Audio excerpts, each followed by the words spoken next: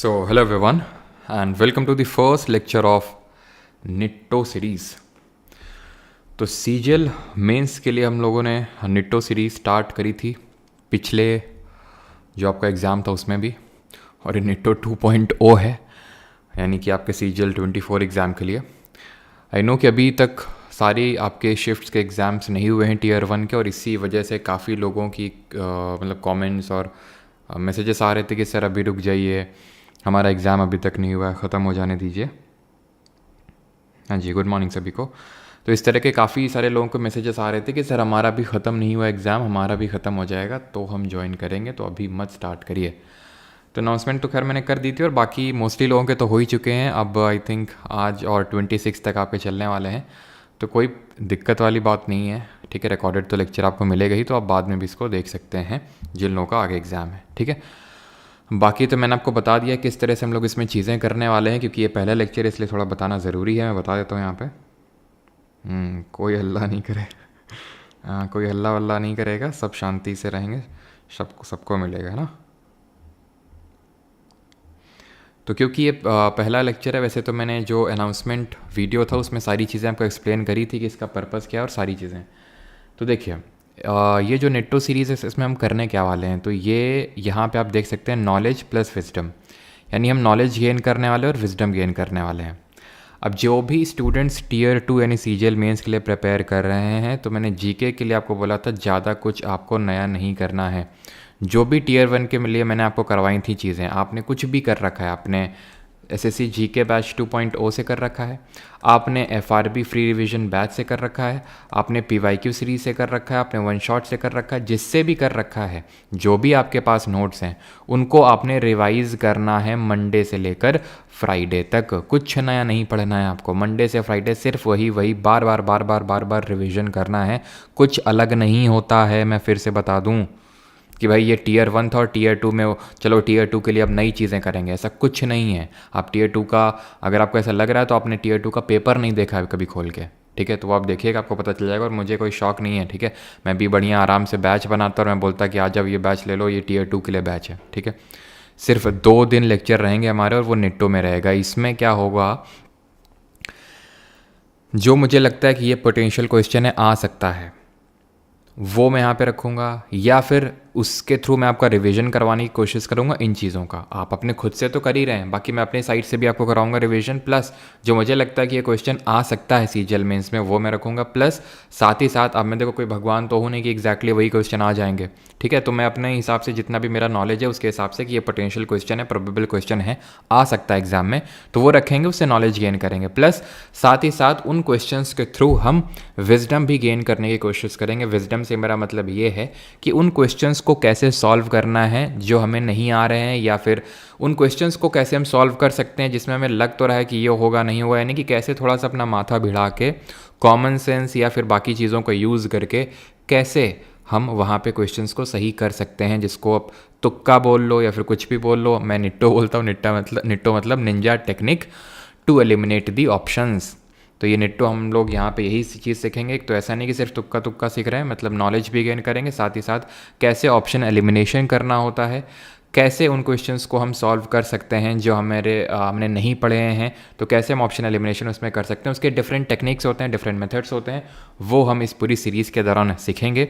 Saturday और Sunday को ये लेक्चर्स रहा करेंगे, ठीक है, क्योंकि आज ये पहला लेक्चर है और क्योंकि आप में से काफ़ी लोग के अभी एग्ज़ाम बाकी हैं, तो इसलिए यहाँ पे मैंने कोई बहुत ज़्यादा क्वेश्चंस नहीं लिए। 15 क्वेश्चंस यहाँ पे हम लोगों ने लिए हैं, उनको डिटेल में एनालिसिस करेंगे और कैसे किन क्वेश्चंस में हम निट्टो लगा सकते हैं वो लगा के मैं आपको दिखाऊंगा। मेन पर्पस मैंने आपको उस लेक्चर में बताया था, जो अनाउंसमेंट वीडियो था, ये है कि अगर मान लेते हैं कि हम 5 क्वेश्चंस में हम लगाते हैं निट्टो, या फिर आप जो भी बोल लो उसको, आप ऑप्शन एलिमिनेशन करते हो, तो उसमें आपके 3 सही हो जाते हैं, 2 गलत भी हो जाते हैं, तो मेन आप नेट पॉजिटिव में है, वो मैटर करता है। इसीलिए मैंने all India rank 6 I think Archit Sharma I think नाम था, तो उसका ऑडियो भी मैंने सुनाया था उनका, ठीक है, सो दैट कि आपको ये चीज़ पता होनी चाहिए कि आपको कैसे अटैम्प्ट्स इसमें इंक्रीज़ करने हैं, और जब तक आप अटैम्प्ट्स इंक्रीज़ नहीं करेंगे तो आप जीके में अच्छा स्कोर नहीं कर पाएंगे। और क्योंकि इसी वजह से ही पिछली बार मैंने आपको बताया था, लोगों के 60+ मतलब झड़ी लगी थी, मैंने स्क्रीनशॉट्स भी लगा के रखे थे, लोगों के 60+ मार्क्स आए थे इसमें, जो कि 60+ काफ़ी बड़ा नंबर होता है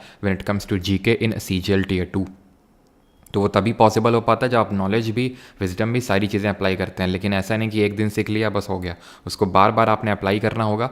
मॉक का मैं शुरू में बता दूं, ठीक है, क्योंकि पहला लेक्चर इसलिए बताना सारी चीज़ें ज़रूरी हैं, क्योंकि अगले वाले लेक्चर से तो थोड़ी भीड़ कम होती जाएगी, कम होती जाएगी, कम होती जाएगी। ये विधि का विधान है, रीते का रिवाज है, जो मानो वो है, ठीक है। तो एक चीज़ मैं बता दूँ कि मॉक की यहाँ पर मैं गारंटी नहीं ले रहा हूँ। आप कहाँ से मॉक दे रहे हैं, कौन सा दे रहे हैं, उसमें नंबर नहीं बढ़ रहे हैं, उससे मेरा कोई लेना देना नहीं है। पिछली बार भी यही हल्ला कटा था कि सर मॉक में नहीं आ रहे हैं स्टूडेंट, सर मॉक में नंबर नहीं बढ़ रहे हैं। तो मैंने तब भी वही बात बोली थी, यहाँ मैं आपके मॉक में नंबर बढ़ाने के लिए नहीं बैठा हूँ। यहाँ पे मैं आपको पढ़ाऊँगा SSC के हिसाब से, जो अभी तक Tier 2 आया है, अभी तक जो पेपर हुए हैं 2022 में, 2023 में जो एक पेपर हुआ है, उसके बेसिस पे, उसके हिसाब से जो मेरी समझ है उसके हिसाब से मैं आपको पढ़ाऊँगा, ना कि किसी मॉक के हिसाब से। तो उसमें बढ़ रहे हैं या घट रहे हैं उससे मेरा कोई लेना देना नहीं है, ठीक है। बढ़ रहे हैं अच्छी बात है। हाँ, मैं ये नहीं बोल रहा हूँ कि एकदम ही नकार देना है सिरे से। भाई अगर आपकी पढ़ी हुई चीज़ है, मान लो कि यहाँ पे मैंने आपको कोई चीज़ पढ़ाई है, मॉनेटरी पॉलिसी पढ़ाई है कि रेपो रेट बढ़ाने घटाने से क्या होता है, फिर भी आप मॉक में सवाल गलत आ रहा है, तो वो फिर आपको it is a matter of concern. फिर आप देखिए कि क्यों वो गलत हो रहा है, जो आपने चीज़ पढ़ी है उस सेंस में मत नेगेट कर देना हर चीज़ में कि भाई सर ने तो बोला था कि मॉक में नंबर बढ़े या घटें, ठीक है। तो उस चीज़ में आपको देखना है कि आपकी पढ़ी हुई चीज़ गलत नहीं होनी चाहिए, ये चीज़ आपको ध्यान रखना है। और मॉक में भी सेम चीज़ को अप्लाई करना है, उसमें कोई दो राय नहीं है। लेकिन अब उसमें कैसे क्वेश्चंस पूछ लें उसको, उसमें मेरा कंट्रोल नहीं है। मेन है कि SSC के लिए हमें स्कोर करनी है चीज़ें, ठीक है। Having said that let us start. 15 questions यहाँ पे मैंने रखे हैं, ज़्यादा बहुत ज़्यादा नहीं है। करिए क्वेश्चन स्कोर। मैंने यहाँ पे थोड़े से स्टेटमेंट वाले क्वेश्चन और आहिस्ते कैसे करेंगे, कोई भागने की ज़रूरत नहीं है। कारण इसका ये भी है कि आप चीज़ों को कर चुके हैं, आप काफ़ी सारी चीज़ों को पहले से ही जानते हैं। यहाँ पे ये मैं मान के चल रहा हूँ कि अगर आप मेरे स्टूडेंट हैं तो आप सारी चीज़ें जानते हैं, यहाँ पे आप मैक्सिमम चीज़ें जानते होंगे, ठीक है। जैसे राउंड टेबल कॉन्फ्रेंस आप जानते हैं, गवर्नमेंट ऑफ इंडिया 1935 जानते हैं। एक तो हम रिवीजन कर लेंगे, प्लस कैसे आहिस्ते से क्वेश्चन को अटेम्प्ट करना है, क्वेश्चन पे वहाँ पे कोई ब्लंडर नहीं करना है, गलत नहीं करना है, वो सारी चीज़ें हम यहाँ पे सीखेंगे, ठीक है।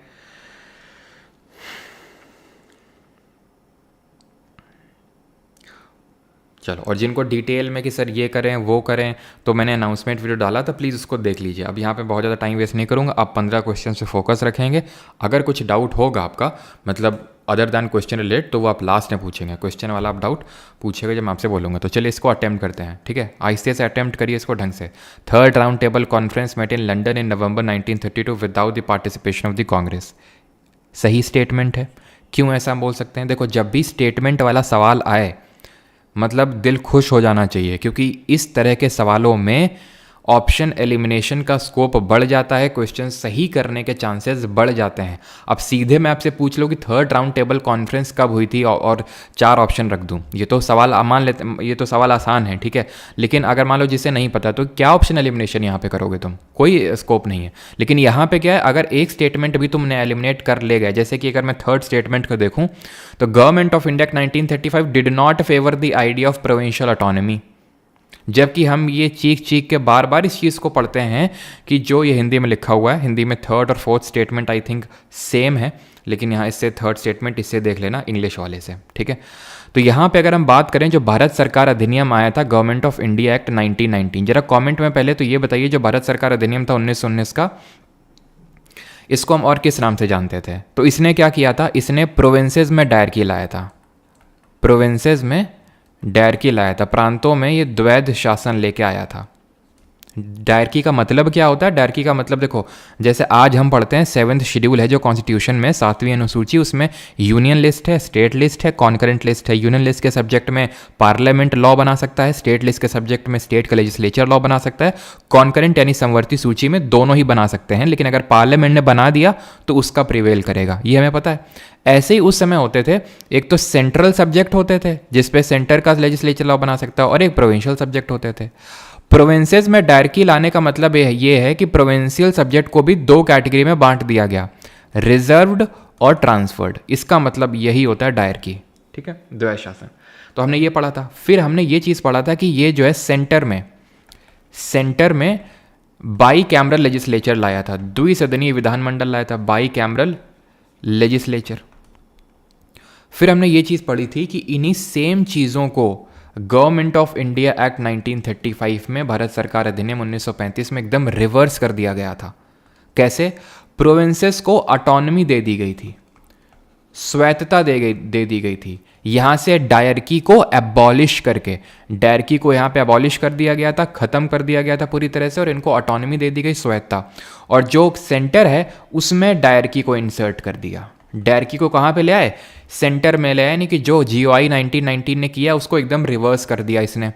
प्लस सेंटर में बाई कैमरल लेजिस्लेचर लाया था ये GOI 1919, ये जो है GOI 1935, ये प्रोविंसेस को बाई कैमरल लेजिस्लेचर दे दिया। सारी में नहीं, 6 में दे दिया, टोटल 11 थी, उनमें से 6 को दिया इसने। तो ये चीज़ हम हमेशा पढ़ते आए हैं कि जो गवर्नमेंट ऑफ इंडिया 1935 है, इट फेवर्ड दी, ये तो लाया ही था प्रोविंशियल ऑटोनॉमी, तो ये बिल्कुल गलत हो गया। जब ये गलत हो गया, आंसर अपने आप आ गया। चाहे आपको भले first statement, second statement, fourth statement का कोई भी नॉलेज नहीं है, फिर भी आप सवाल को सही कर सकते थे। दूसरी बात और क्या यहां से सीख सकते हैं? Governor was not given any power in the act of 1935 to take over and run the administration of a province. Governor को कुछ भी पावर नहीं थी। ये एक एक्सट्रीम कीवर्ड है, ये आप धीरे धीरे सीखेंगे कौन कौन से एक्सट्रीम कीवर्ड होते हैं। एक्सट्रीम कीवर्ड्स में आपके आते हैं जैसे कि नन, नेवर, ऑलवेज, ऑल। ये सारे जो वर्ड्स होते हैं एक्सट्रीम कीवर्ड होते हैं, जो स्टेटमेंट को एक्सट्रीम बना देते हैं।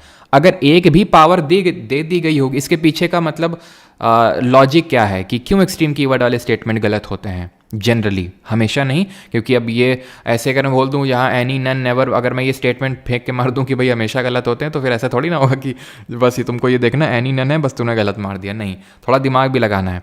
पर लॉजिक इसके पीछे का ये है कि अगर एक कुछ भी पावर गवर्नर को मिली होगी तो अपने आप स्टेटमेंट ये गलत हो जाएगा, और ये गलत है भी यहाँ पे।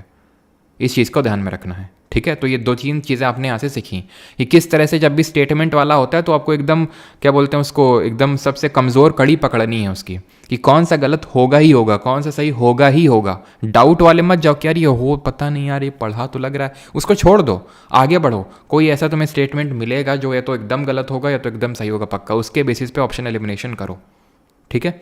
तो ये चीज़ है। तो यहाँ पे हमने ये विजडम गेन करी और ये नॉलेज गेन करी कि गवर्नमेंट ऑफ इंडिया 1919, जिसको कि हम क्या जानते, किस नाम से जानते हैं? इसको हम जानते हैं मॉन्टेग्यू चेल्फोर्ड रिफॉर्म्स के नाम से, ठीक है। इसको हम इस नाम से जानते हैं,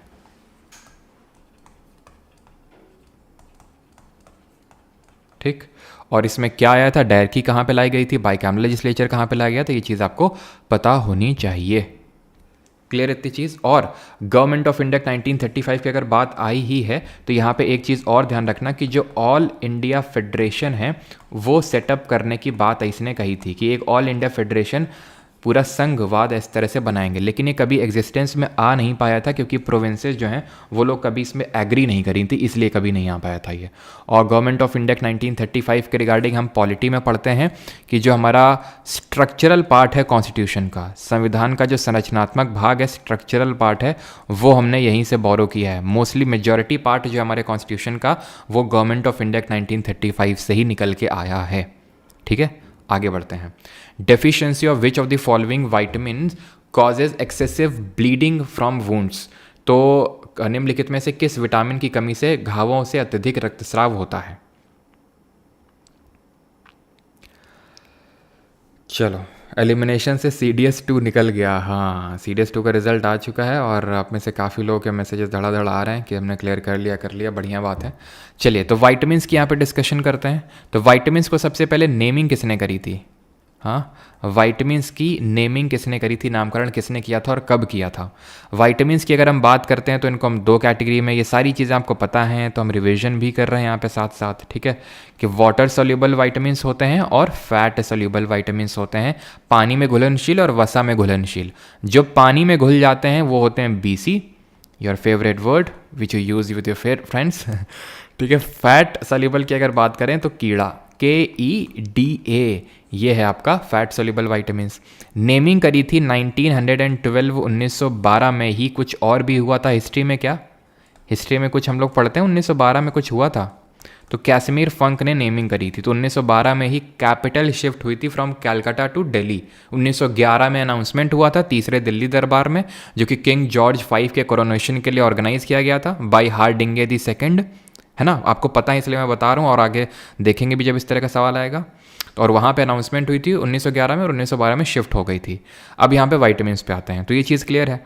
अब यहाँ पे कौन एक्सेसिव ब्लीडिंग को रोक देता है, तो वाइटामिन के है। ये जो के का नाम के क्यों पड़ा, ए है, बी है, सी है, डी है, ई है, एफ वाइटामिन क्यों नहीं है, जी क्यों नहीं है, एच क्यों नहीं, सीधे के क्यों टपक पड़ा के, क्योंकि के का मतलब होता है कोगुलेशन, और कोगुलेशन का मतलब होता है थक्का जमना किसी चीज़ का। तो जब घाव लग जाता है कहीं पे तो खून का थक्का जम जाता है कि सो दैट ज़्यादा ब्लड जो है ना निकले, तो वाइटामिन के की कमी हो जाएगी तो ज़्यादा ब्लड निकल आएगा, it can be fatal also. ठीक है, वाइटामिन, और इसका साइंटिफिक नेम क्या होता है, तो इसका साइंटिफिक नेम होता है फाइलोक्यूनॉन, ये इसका साइंटिफिक नेम होता है। विटामिन ए की जब हम बात करते हैं तो इसका साइंटिफिक नेम क्या है, रेटिनॉल। कैसे याद रखते हैं, रात में दिखता नहीं है ना, इसमें नाइट ब्लाइंडनेस हो जाती है, तो रेटिनॉल रात में नहीं दिखता है, इसमें नाइट ब्लाइंडनेस हो जाती है, जिसको कि हम ज़ेरोप्थैल्मिया, भी ध्यान रखना इसमें, ज़ेरोप्थैल्मिया नाम की डिजीज़ हो जाती है इसमें। विटामिन डी की अगर हम बात करें तो विटामिन डी एक तरह का क्या है, एक तरह का यह हार्मोन भी है। विटामिन डी का जो नाम है वो कैल्सीफेरॉल है, ठीक है, साइंटिफिक नेम। और इसी कमी से क्या होता है, रिकेट्स होता है। रिकेट्स में क्या होता है, बोन, मतलब ये, इसको हम हार्मोन क्यों बोलते हैं, क्योंकि ये जो कैल्शियम है ना, कैल्शियम लेवल को बढ़ाने का काम करता है। कैल्शियम किसके लिए इंपॉर्टेंट है, बोन्स के लिए इंपॉर्टेंट है। तो रिकेट्स जब बीमारी होती है तो ये बोन्स को ही सीधे अफेक्ट करते हैं, जिसमें कि बोन्स वीक या सॉफ्ट हो जाती हैं, जिसको कि हम बोलते हैं ऑस्टियोपोरोसिस। ऑस्टियो का मतलब होता है बोन, तो ये हो जाता है। और विटामिन डी जो है इसका प्रमुख स्रोत क्या है, मतलब मेनली विटामिन डी कहाँ मिलता है हमें, तो विटामिन डी हमें तो सबसे प्राइमरी सोर्स है सनलाइट, इसीलिए बोला जाता है कि जो सुबह की धूप है आपको बहुत इंपॉर्टेंट है, लेनी चाहिए डेली बेसिस पे हमारी बोन हेल्थ के लिए। और न सिर्फ बोन हेल्थ के लिए बल्कि जो हमारी सर्केडियन रिदम्स होती हैं, जो हमारा जो स्लीप साइकिल होता है वो भी अच्छा हो जाता है विटामिन डी की से। ठीक है, तो सनलाइट हो गया, प्लस और क्या, और हमारा जो फिश ऑयल है उसमें भी हमें देखने को मिलता है डी। ई क्या होता है, ई की जब हम बात करते हैं तो ई को यहाँ पे मैं लिख देता हूँ, ई को हम बोलते हैं टोकोफेरॉल, और इसकी कमी से हो जाता है जिसको हम बांझपन बोलते हैं, एंटी स्टेरिलिटी। और इसका जो प्रमुख स्रोत होता है, जो स्प्राउट्स वगैरह होते हैं, जो अंकुरित चने वगैरह, तो वो विटामिन ए का प्रमुख स्रोत होते हैं, मेन सोर्स होते हैं। यहाँ पे हमारा विटामिन सी बच गया है, तो सी की जब हम बात करते हैं तो इसका साइंटिफिक नेम क्या है, एस्कॉर्बिक एसिड है। और इसकी कमी से क्या होता है, इसकी कमी से होता है स्कर्वी। स्कर्वी मतलब कि जो हमारी स्किन में रैशेस पड़ जाना, ब्लीडिंग गम्स का अगर कभी पूछ ले कि ब्लीडिंग गम्स का जो प्रॉब्लम होता है वो किस विटामिन की वजह से होता है, तो ब्लीडिंग गम का जो प्रॉब्लम होता है वो भी आपका विटामिन सी की वजह से होता है। और जब हम किसी फूड को कुक करते हैं, बॉयल करते हैं, तो उसमें विटामिन सी लूज़ हो जाता है। इतनी चीज़ क्लियर हो गई सभी को। और विटामिन सी आपको जो है सिट्रस फ्रूट, जो खट्टे फल वगैरह होते हैं, जैसे कि हमारा जो इंडियन गूसबेरी, दैट इज़ आंवला हो गया, ऑरेंजेस हो गए, तो उसमें देखने को मिलते हैं। क्या यहीं पे हम विटामिन बी के कॉम्प्लेक्सेस को भी डिस्कस करने लगे, हाथ डिस्कस कर ही लेते हैं। ये विटामिन बी है, इसके कॉम्प्लेक्सेस कितने होते हैं जरा ये बताइए, नंबर कितना होता है, तो B1, B2, B3, B5, B7, B9 and B12। तो टोटल 8 कॉम्प्लेक्स होते हैं, 1 2 3 4 5 6 1 2 3 4 5 6 7 ही हो गया, तो B1 2 3 5 1 2 3 5 6 वाला नहीं है ना, B6, तो यहाँ पे B6 भी बीच में दबा लो इसको। ठीक है, तो टोटल 8 यहाँ पे कॉम्प्लेक्सेस हो जाएंगे, 12 नहीं होते, ये चीज़ ध्यान रखिएगा। B1 को हम किस नाम से जानते हैं, थाइमीन। और इसकी कमी से कौन सी डिजीज़ होती है जरा कमेंट में बताएंगे जल्दी से। B2 को क्या बोलते हैं, राइबोफ्लेविन बोलते हैं। सवाल बना था CGL मेंस में 2022 में कि इनमें से सबसे पहला कौन सा विटामिन बी कॉम्प्लेक्स को डिस्कवर किया गया था, तो B1 को डिस्कवर किया गया था, देन B2 को, B3 को। सिंपल है, लॉजिक सिंपल है, जैसे विटामिन ए सबसे पहले डिस्कवर हुआ था, देन बी, देन सी, देन डी, इस तरह से। तो B3 की अगर बात करें तो इसको बोलते हैं नाइसिन। B5 को अगर बात करें तो इसको बोलते हैं pantothenic acid, pantothenic acid.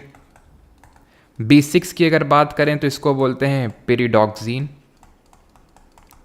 B7 की अगर बात करें तो इसको बोलते हैं बायोटिन। B9 की अगर बात करें तो इसको फोलिक एसिड या फिर फोलेट, जो भी आप बोलो, फोलिक एसिड। और B12 की अगर हम बात करें तो इसको बोलते हैं साइनोकोबालामीन। अब डिजीज़ सबकी नहीं पूछता है, सिर्फ कुछ की पूछता है, जैसे कि जैसे कि वो थायमीन्स का पूछेगा, तो थायमीन से ध्यान रखना, इसकी इसकी डेफिशिएंसी से जो डिजीज़ होती है उसको हम बोलते हैं बेरी बेरी। विटामिन B3 की डेफिशिएंसी से होता है पेलाग्रा नाम का डिजीज़। पेलाग्रा में क्या होता है, तो पेलाग्रा को ध्यान रखिएगा, इसको हम जानते हैं 3D डिजीज़ के नाम से। इसको हम जानते हैं 3D डिजीज़। 3D डिजीज़ क्यों बोलते हैं, बिकॉज इसमें dementia that is loss of memory, dermatitis that is आपका जो स्किन में रैशेज वगैरह पड़ जाते हैं, एंड डायरिया, वो तो आप जानते होंगे। तो ये होता है हमारे 3D हो जाता है इससे, तो 3D डिजीज़ बोलते हैं। और B9 ध्यान रखना, इससे होता है न्यूरल ट्यूब डिफेक्ट। जब बच्चे होते हैं, न्यूबॉर्न बेबीज़ होते हैं, तो मतलब वो जो पेट में ही होते हैं, माँ के पेट गर्भ में, तो वहीं पे ही इनको ये जो डिफेक्ट हो जाता है, न्यूरल ट्यूब डिफेक्ट इसको बोलते हैं। ठीक है, और इसकी कमी से क्या होता है, इसकी कमी से हमारे परनीशियस अनीमिया हो जाता है, परनीशियस अनीमिया। क्लियर, आगे बढ़ते हैं। और अनीमिया जो है किस पर्टिकुलर हमारा एक मिनरल होता है उसकी डेफिशिएंसी से भी होता है। विच of the following is constituted under article 280 of the constitution of India. निम्नलिखित में से किसका गठन भारतीय संविधान के अनुच्छेद 280 के तहत किया गया है। ये भी क्वेश्चन आपका सीजीएल मेंस में पूछा गया सवाल है, ये आपका 2022 वाले में आई थिंक पूछा गया था ये क्वेश्चन कि आपका 280 में क्या आता है। सनिट्टो सीरीज़ का नोट्स बनाना है क्या विवेक दुबे जी। देखिए, नोट्स का ऐसा है कि आप कॉपी पेन लेके बैठेंगे हमेशा, ये सिर्फ जीके में नहीं, कोई भी सब्जेक्ट है ऐसे खाली मत बैठा करो, कॉपी पेन लेके एकदम। उससे क्या होता है, तो थोड़ा सा आप एक्टिव फील करते हो। ठीक है, पहली बात। दूसरी बात ये है कि आप में से मुझे पता है कि जो लोग अगर मुझसे पढ़े हुए हैं, पहले पढ़ के Tier 1 दिए हैं, तो आप में से काफ़ी लोग के काफ़ी सारी चीज़ें आती होंगी। जो भी चीज़ आपको नई लगे वो लिख लो, सारा कुछ लिखने की ज़रूरत नहीं है आपको जो चीज़ें नई लग रही हैं कि ये मैं पहली बार पढ़ रहा हूँ, ये अब इसमें से हो सकता है आप में से मैक्सिमम लोग सारी चीज़ें जानते हों। अगर आपको मान लो कि ये नहीं पता था न्यूरल ट्यूब डिफेक्ट वाला, तो ये आप अलग से लिख लीजिए, उसको सप्लीमेंट कर लीजिए। फिर से नोट्स बनाएंगे तो वो आप फिर किन नोट्स को रिवाइज़ करेंगे, आप खुद कंफ्यूज हो जाएंगे। तो फिर से नोट्स मत बनाइएगा, आप वही नोट्स को रिवाइज़ करेंगे जो पीछे थे। अगर जहाँ पे मान लेते हैं आपका विटामिन वाला सेक्शन है, या फिर आप क्लास के जो हैंड रिटन नोट्स हैं बैच के उसमें पढ़ रहे हैं, तो उस चीज़ को सप्लीमेंट कर लीजिए। जैसे कि यहाँ पर मैंने अगर आपको कुछ बताया है, ये चीज़ की एक्सट्रीम कीवर्ड थोड़े से वो होते हैं, तो उसको कहीं पे नोट कर लो, कहीं पन्ने में एक पेपर अलग से कहीं पे सेक्शन बना लो, ट्रिक्स करके सेक्शन, या फिर ऑप्शन एलिमिनेशन करके, है ना, कि निट्टो टेक्निक्स करके सेक्शन बना लो, और उसमें ये चीज़ें लिखते जाओ कि भाई इस तरह में मुझे ध्यान रखना है कि एक्सट्रीम कीवर्ड कहीं पे दिखता है तो थोड़ा सा ढंग से उस स्टेटमेंट को पढ़ना है, क्योंकि गलत होने के चांसेस ज़्यादा हो जाते हैं। तो ये चीज़ें जो है आपको एक अलग जगह नोट करते रहिए, फिर से आप स्क्रैच से सारी चीज़ें मत बनाइए, नहीं तो फिर आप खुद ही कन्फ्यूज़ हो जाएंगे कि मैं किससे पढ़ूँ बाद में। ठीक है, तो आर्टिकल 280 ये एडवोकेट जनरल क्या होता है, तो जैसे आपने नाम सुना होगा अटॉर्नी जनरल, है ना, आप सभी लोगों ने सुना होगा अटॉर्नी जनरल, हम लोगों ने पढ़ा है अभी Tier 1 के लिए खूब पढ़ा है अटॉर्नी जनरल के बारे में। क्या पढ़ा है इसके बारे में, तो पहली बात तो ये आर्टिकल नंबर 76 में, अनुच्छेद नंबर 76 में, इसमें 4 क्लॉजेज हैं, 1, 2, 3 और 4। ये क्या बोलते हैं, पहला वाला तो इसके अपॉइंटमेंट की बात करता है। अपॉइंटमेंट कौन करता है इसकी जरा बताइए, and he should be qualified to be appointed as what, ये भी बताइए। दूसरा क्या है, दूसरा है कि इसकी ड्यूटी दी है, कि ड्यूटी इसकी ये है कि गवर्नमेंट को इसको एडवाइज करना है, एडवाइस देना है लीगल मैटर्स पे, लीगल मैटर्स में इसको एडवाइस देना है, तभी तो इसको हम बोलते हैं highest law officer of the country, highest law officer of the country, यानी कि भारत का सर्वोच्च विधि अधिकारी इसको बोलते हैं। थर्ड में क्या दिया हुआ है, थर्ड में दिया हुआ है कि he has right to audience in all the courts of the country. ठीक है, right to audience in all courts, जितनी भी हमारी कोर्ट्स हैं उन सब में। और चौथे में क्या दिया हुआ है कि ये प्रेसिडेंट के प्लेजर तक ही सर्व करेगा, यानी जब तक प्रेसिडेंट को प्लेजर देता रहेगा तब तक अपने ऑफिस में रहेगा, नहीं तो निकाल दिया जाएगा। क्या ऑफिस से निकलने के बाद ये प्राइवेट प्रैक्टिस कर सकता है, हाँ या ना बताइए। तो अटॉर्नी जनरल, क्या मैंने क्वेश्चन पूछा था, अपॉइंटमेंट प्रेसिडेंट जी करते हैं, राष्ट्रपति जी करते हैं, और ही should be qualified to be appointed as a जज ऑफ सुप्रीम कोर्ट, जज of supreme court.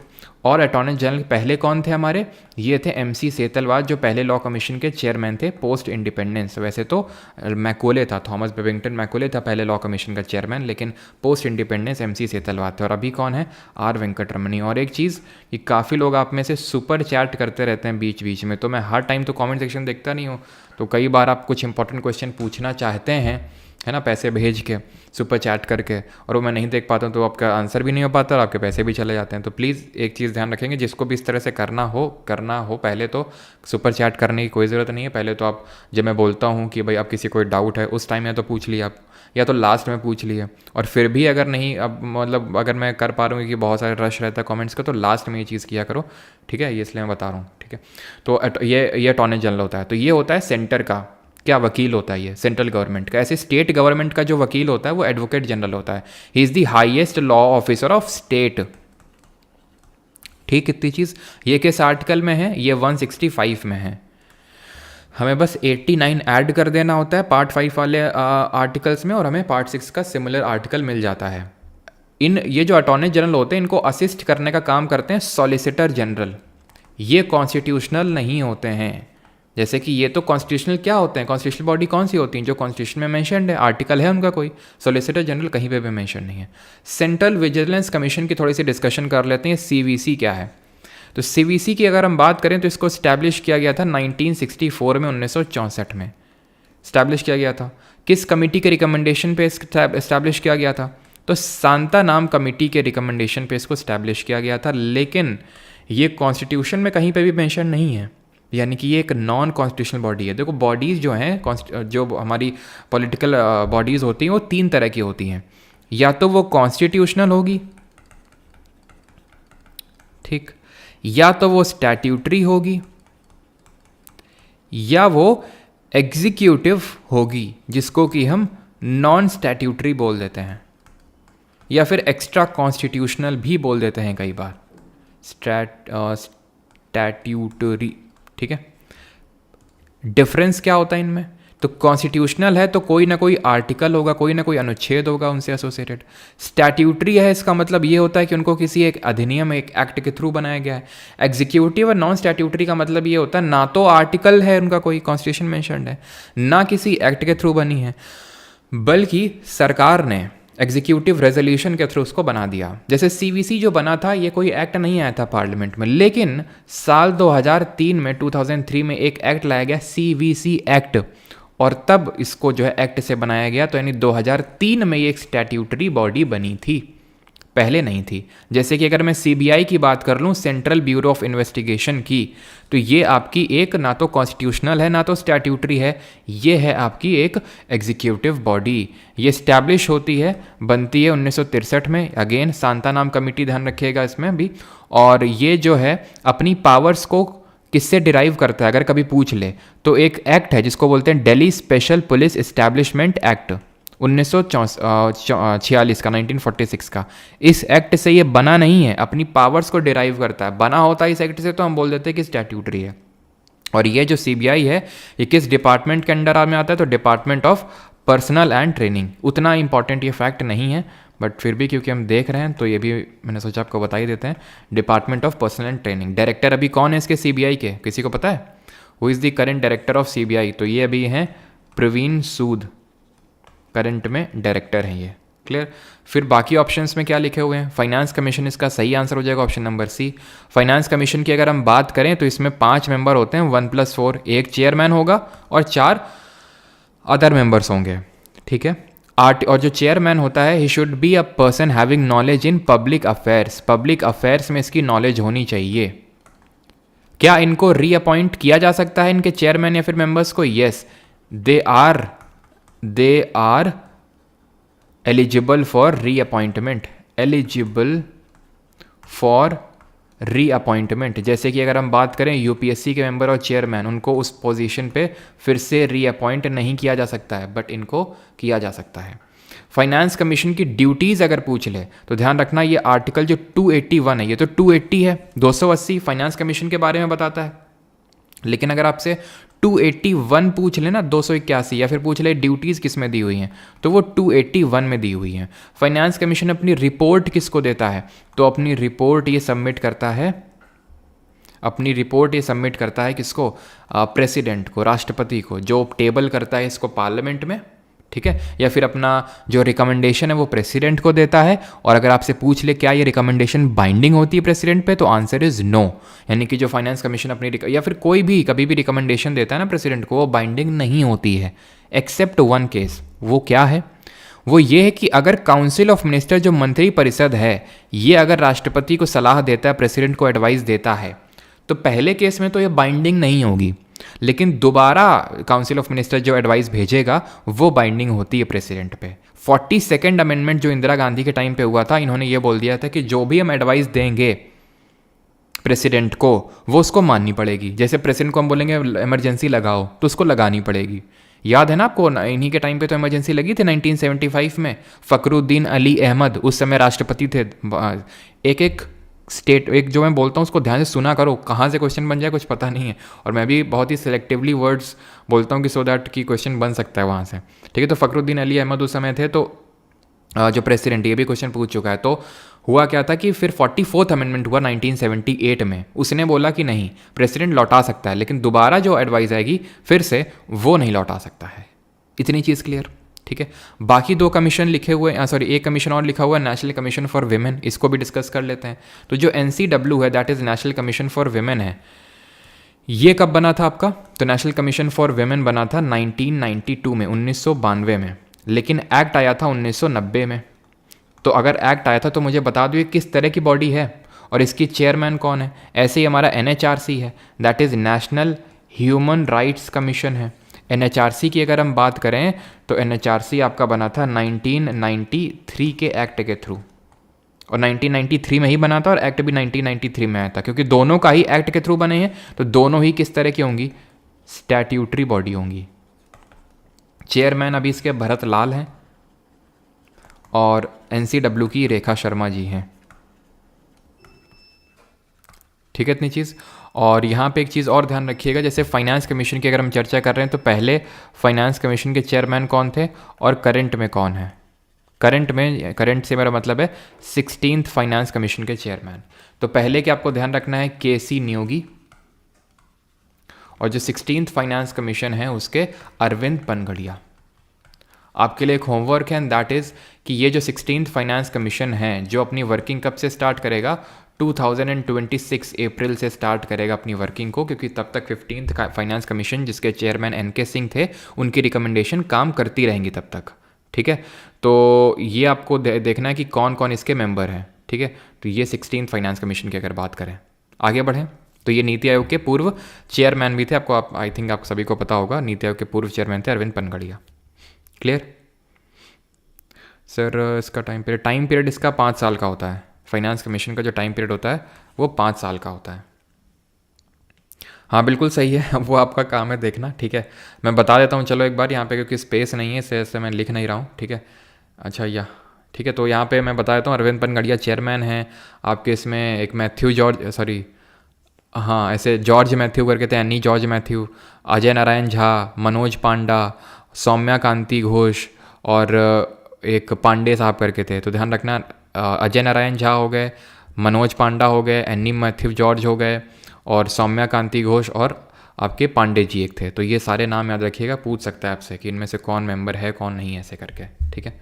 I think जो पांडे जी हैं वो सेक्रेटरी हैं इसके, जो पांडे जी हैं वो सेक्रेटरी हैं। मेंबर तो ठीक है, लेकिन ध्यान रखना ये फुल टाइम मेंबर नहीं है, सेक्रेटरी हैं ये चीज़ ध्यान रखिएगा। जैसे एनी मैथ्यू जॉर्ज हो गए, अजय नारायण झा हो गया, मनोज पांडा हो गया, ये फुल टाइम मेंबर्स हैं। आगे बढ़ते हैं, अगला क्वेश्चन है हमारा, that is this, which of the following statement about Nobel Peace Prize for 2023 is or are correct. कौन से इनमें से सही है? तो 2023 का जो Nobel prize was awarded to Narges Mohammadi, ये स्टेटमेंट की जब हम बात करते हैं, 2023 का Nobel prize was awarded to Narges Mohammadi, सही है, ठीक है। Narges Mohammadi was awarded the prize for her struggle to bring peace in Afghanistan and Iran. अब यहाँ पे ये सवाल मैंने सिर्फ इसलिए नहीं रखा है कि मतलब आपको ये बताया जा सके कि नोबेल प्राइज़ विनर कौन है, वो तो बताना पर्पस है ही, क्योंकि इंपॉर्टेंट है, ठीक है। आपके सीजल मेंस तक में मतलब पूछ सकता है, मुझे ऐसा लगता है, नोबेल प्राइज़ से क्वेश्चन, तो वो तो हम अभी देखेंगे पूरी लिस्ट। लेकिन नरगिस मोहम्मदी को ये अवार्ड क्यों मिला, मान लेते हैं नहीं पता है, ठीक है। तो आपको लगता है कि मतलब एक इंसान नरगिस मोहम्मदी US तक तो बेचारा भाग गया यहाँ से, है ना, अफ़गानिस्तान से यूएस तक तो कुछ कर नहीं पाया, पीस ला नहीं पाया। नरगिस मोहम्मदी पीस ले आई अफ़गानिस्तान में भी और ईरान में भी। थोड़ा सा मैं आपको ये सिखाना चाह रहा हूँ कि थोड़ा सा जब पढ़ के अगर आपको लगे कि इलॉजिकल टाइप है, ऐसा नहीं कि यार हमने पढ़ा ही नहीं नरगिस मोहम्मदी को किस लिए मिला था किस लिए नहीं मिला था, तुरंत उस पर कंक्लूजन पे नहीं आ जाना है। ठीक है, आप इसको प्राइमा फेसी मत अटैम्प्ट करो, बाद में जब सेकंड राउंड में हो तो थोड़ा दिमाग लगाओ कि यार एक सिंगल पर्सन अफगानिस्तान ईरान दोनों में पीस लेके आया, और अगर इतना बड़ा इंसान है जो अफगानिस्तान ईरान दोनों में पीस लेके आया तो आपने उसका एटलीस्ट नाम तो सुना होता इतना। अगर इतना ही बड़ा कोई पर्सनैलिटी है जो अफगानिस्तान और ईरान में होगा तो ऑब्वियस सी बात है काफ़ी बड़ी पर्सनैलिटी होगी। तो ये स्टेटमेंट नहीं है, क्योंकि इन्होंने वेमेन के लिए काम किया था, वेमेन राइट्स के लिए काम किया था ईरान में, इसके लिए इनको मिला। ठीक है, तो ऑप्शन नंबर फर्स्ट यहाँ पे सही आंसर होगा। बाकी अच्छा, आपको ये क्या पता है, आप आई थिंक पता होगा कि नोबेल जो प्राइज़ होते हैं हमारे जो डिफरेंट उसमें मिलते हैं, जैसे कि अगर हम बात करें मेडिसिन में मिलता है, फिज़िक्स में, केमिस्ट्री में, लिटरेचर में और इकोनॉमिक्स में, तो ये सारे जितने होते हैं हमारे सिर्फ पीस को छोड़ के इनको स्वीडिश एकेडमी देती है। पीस वाले को कौन देता है, यानी स्वीडन देता है बाकी सबको, लेकिन पीस वाले को और कहीं की एकेडमी देती है। वो कहाँ की एकेडमी है, हिंट है आपके लिए, लैंड ऑफ मिडनाइट सन। तो चलिए फिजियोलॉजी और मेडिसिन में बात करें तो कैटलीन कारिको और ड्रिव वेस्मैन को मिला है। ऐसे याद कर लो, मैन और मैन काटा मैन, ऐसे मैन काटा, ऐसे करके कुछ याद कर लो सो दैट आपको बस याद आ जाए वहाँ पे किस लिए ये जो mRNA वैक्सीन्स इन्होंने डेवलप करी थी कोविड के टाइम पे, कोरोना जब का टाइम था उस समय mRNA वैक्सीन्स काफ़ी धड़ल्ले से बनी थी, तो उसमें इन लोगों का रोल था। फिजिक्स की अगर हम बात करें तो Pierre Agostini, Ferenc Krausz and Anne L'Huillier इनको मिला था for experimental methods that generate attosecond pulses of light for the study of electron dynamics in matter. Chemistry के लिए बवेंडी, ब्रूस और एकीमोफ। कुछ भी आप बस 2-3 चीज़ें या तो फिर याद कर लो, मोंगी, लुइस और एक्से, कुछ भी आपको बस वहाँ पे याद आ जाना चाहिए। For the discovery of synthesis of quantum dots, और आपको पता होना चाहिए year 2025 has been announced at year of quantum science. आपको पता है ना, ये 2024 का ईयर ऑफ कैमलिट्स था, 2023 ईयर ऑफ मिलेट्स था। लिटरेचर के लिए अगर बात करें तो जॉन फॉस को मिला फॉर इज इनोवेटिव प्लेस, ये तो नहीं पूछेगा ये वाला इनका किस लिए मिला। पीस वाला जो है ये देता है कौन, नॉर्वे की जो अकेडमी है वो, नॉर्वे को ही हम लैंड ऑफ मिडनाइट सन यानी मध्य रात्रि का सूर्य का देश बोलते हैं। नरगिस मोहम्मदी को for her fight against the operation of women in Iran and fight to promote human rights and freedom for all. And economics की अगर बात करें तो क्लॉडिया गोल्डिन को मिला for having advanced our understanding of women's labour market outcomes, कि किस तरह से वेमेन का पार्टिसिपेशन होना चाहिए वर्कफोर्स में, उस पर इन्होंने काम किया था क्लॉडिया गोल्डिन ने। तो ये भी ध्यान रखिएगा, इंपॉर्टेंट है। अगला है विच of the following statement about the DDU-GKY is not correct, इनमें से कौन सा सही नहीं है। अब ये जो पर्टिकुलर क्वेश्चन है, पहले आप स्टेटमेंट पढ़ो खुद से और फिर मुझे बताओ क्या आंसर होगा इसका। सर ये कैसे नाम रखते हैं, चीकू वीकू नहीं रख सकते तो ये आपके लिए वो लग रहा है, अब जैसे हो सकता है कि ये लोग जब सुनते हो अपन लोगों के नाम हैं अभिषेक, राहुल, है ना कि नहीं, तो हम लोगों के नाम अजीब से लगते हैं उन लोगों को।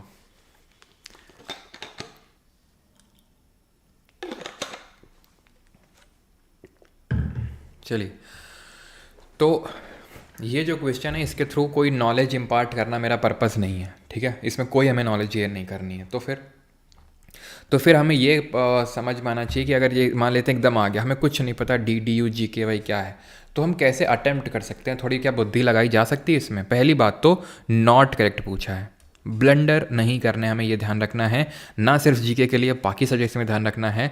और ये मैं इस तरह से बोलता हूँ कि आपको हमेशा जैसे ही आपको थोड़ा अवेयरनेस आए तो ब्रीदिंग पे फोकस कर लें, ठीक है, कि थोड़ा सा ब्रीदिंग पे, काफ़ी लोग जो मुझे बोलते हैं कि सर एकदम से एंग्जाइटी होने लगती है पेपर देते देते, तो थोड़ा ब्रीदिंग पे वो कर लेंगे तो आप फिर से प्रेजेंट मोमेंट पे आ जाएंगे। बहुत इंपॉर्टेंट होता है, नॉट करेक्ट हमने मिस कर दिया, छोटा सा कुछ मैथमेटिक्स में कैलकुलेशन मिस्टेक कर दिया, वो बाद में बहुत रिग्रेट होता है हमें कि यार मतलब आज चेन्नई में पड़े हुए दिल्ली हमारा होम टाउन है, वहाँ से छोड़ के चेन्नई में पड़े हुए, काश वो गलती हमने ना करी होती, तो वो फिर रिग्रेट्स आते हैं, ठीक है।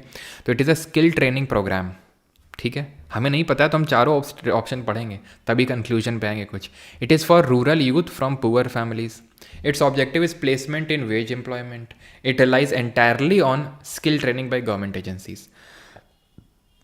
स्किल ट्रेनिंग की कुछ बात हो रही है और रूरल के जो गांव के जो यूथ हैं उनके लिए बात हो रही है, सो दैट उनको एम्प्लॉयमेंट मिल सके, और ट्रेनिंग इसमें गवर्नमेंट एजेंसी करेंगी, है ना। यही तो हमें पूरी पिक्चर समझ में आ रही है। अब यहाँ पे कीवर्ड आप देखिए, it relies entirely, extreme keyword है कि नहीं है? यानी पूरी तरह से इसमें जो स्किल ट्रेनिंग है वो गवर्नमेंट एजेंसीज ही करने वाली हैं पूरी तरह से। यानी कि आप खुद ही सोचो कि ये जो काम होते हैं, अब नौकरी कौन देगा?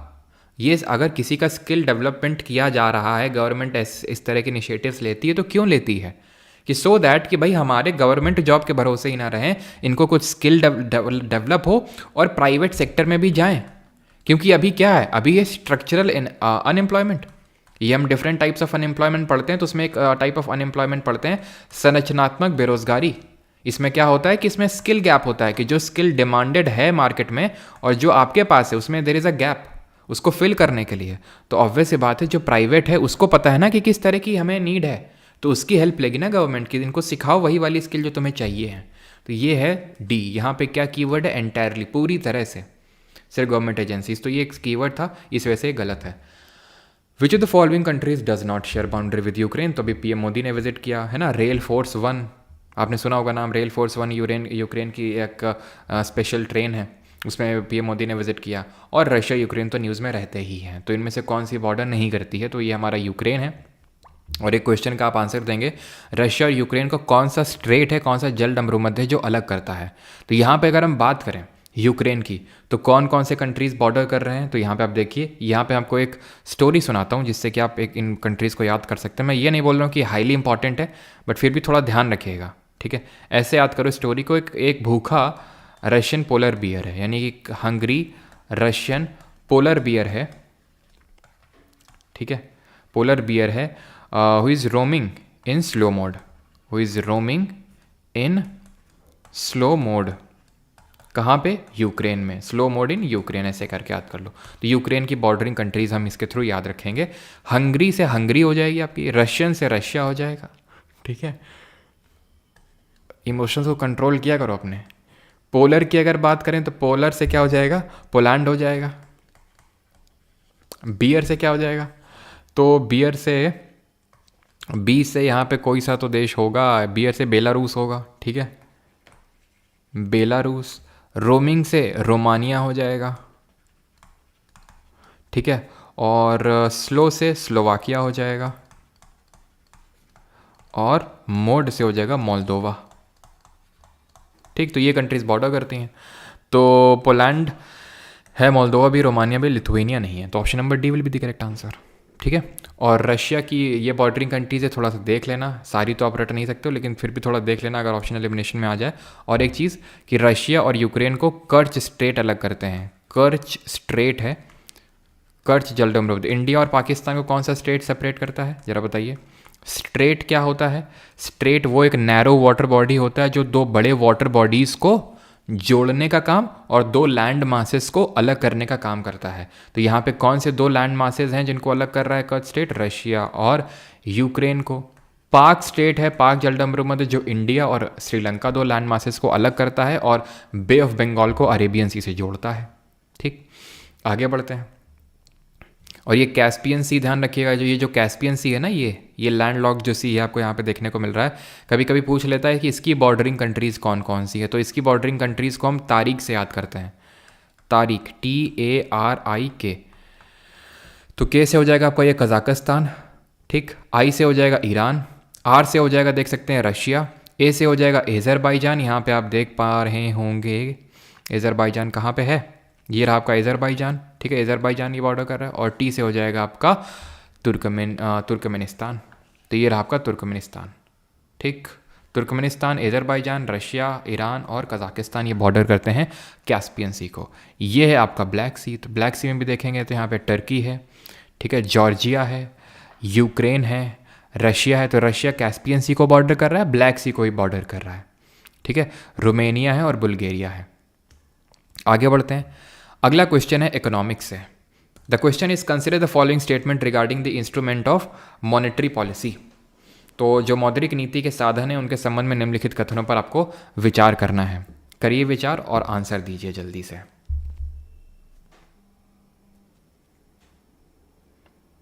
रशिया रेड क्यों है? अरे भाई कोई कलर तो होगा ही।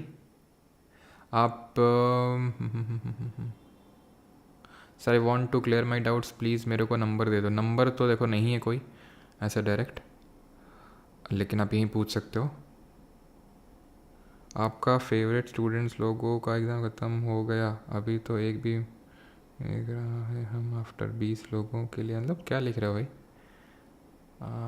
नहीं दे रहे हैं हम आफ्टर 20 लोगों के लिए, क्या लिख रहा है भाई? तो consider the following regarding the monetary policy. सबसे पहली बात, ये होता क्या है?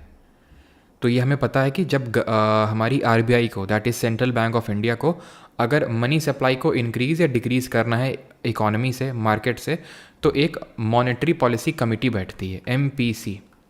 6 मेंबर की कमेटी है, वो ये डिसाइड करती है कि रेट इंक्रीज़ कर रहे हैं, डिक्रीज़ कर रहे हैं, क्या करना है, क्यों।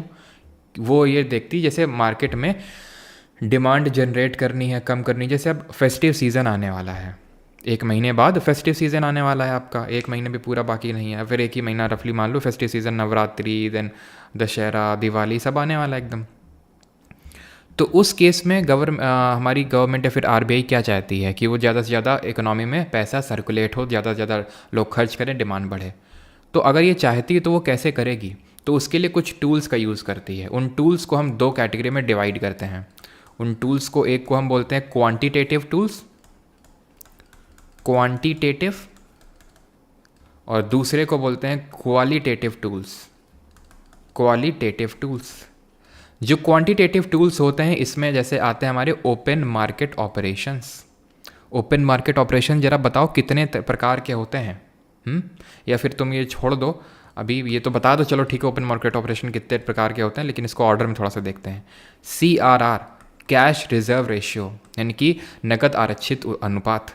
SLR, स्टैट्यूटरी लिक्विड रेशियो, यानी कि संवैधानिक तरलता अनुपात। Bank rate, repo rate, reverse repo rate, marginal standing facility, ये सारे क्या होते हैं? Quantitative tools. और एक, चलो ठीक है, इतनी चीज़ समझिए आप। ये CRR SLR क्या होते हैं? आप जानते हैं कि आरबीआई बैंक्स को ये बोलती है कि आपको जितना भी पैसा मिल रहा है, जिसको हम बोलते हैं net demand and time liabilities, NDTL, net demand time liability का सर्टेन पार्ट आपको हमारे पास एज रिजर्व रखना है, ठीक है, कैश के फॉर्म में।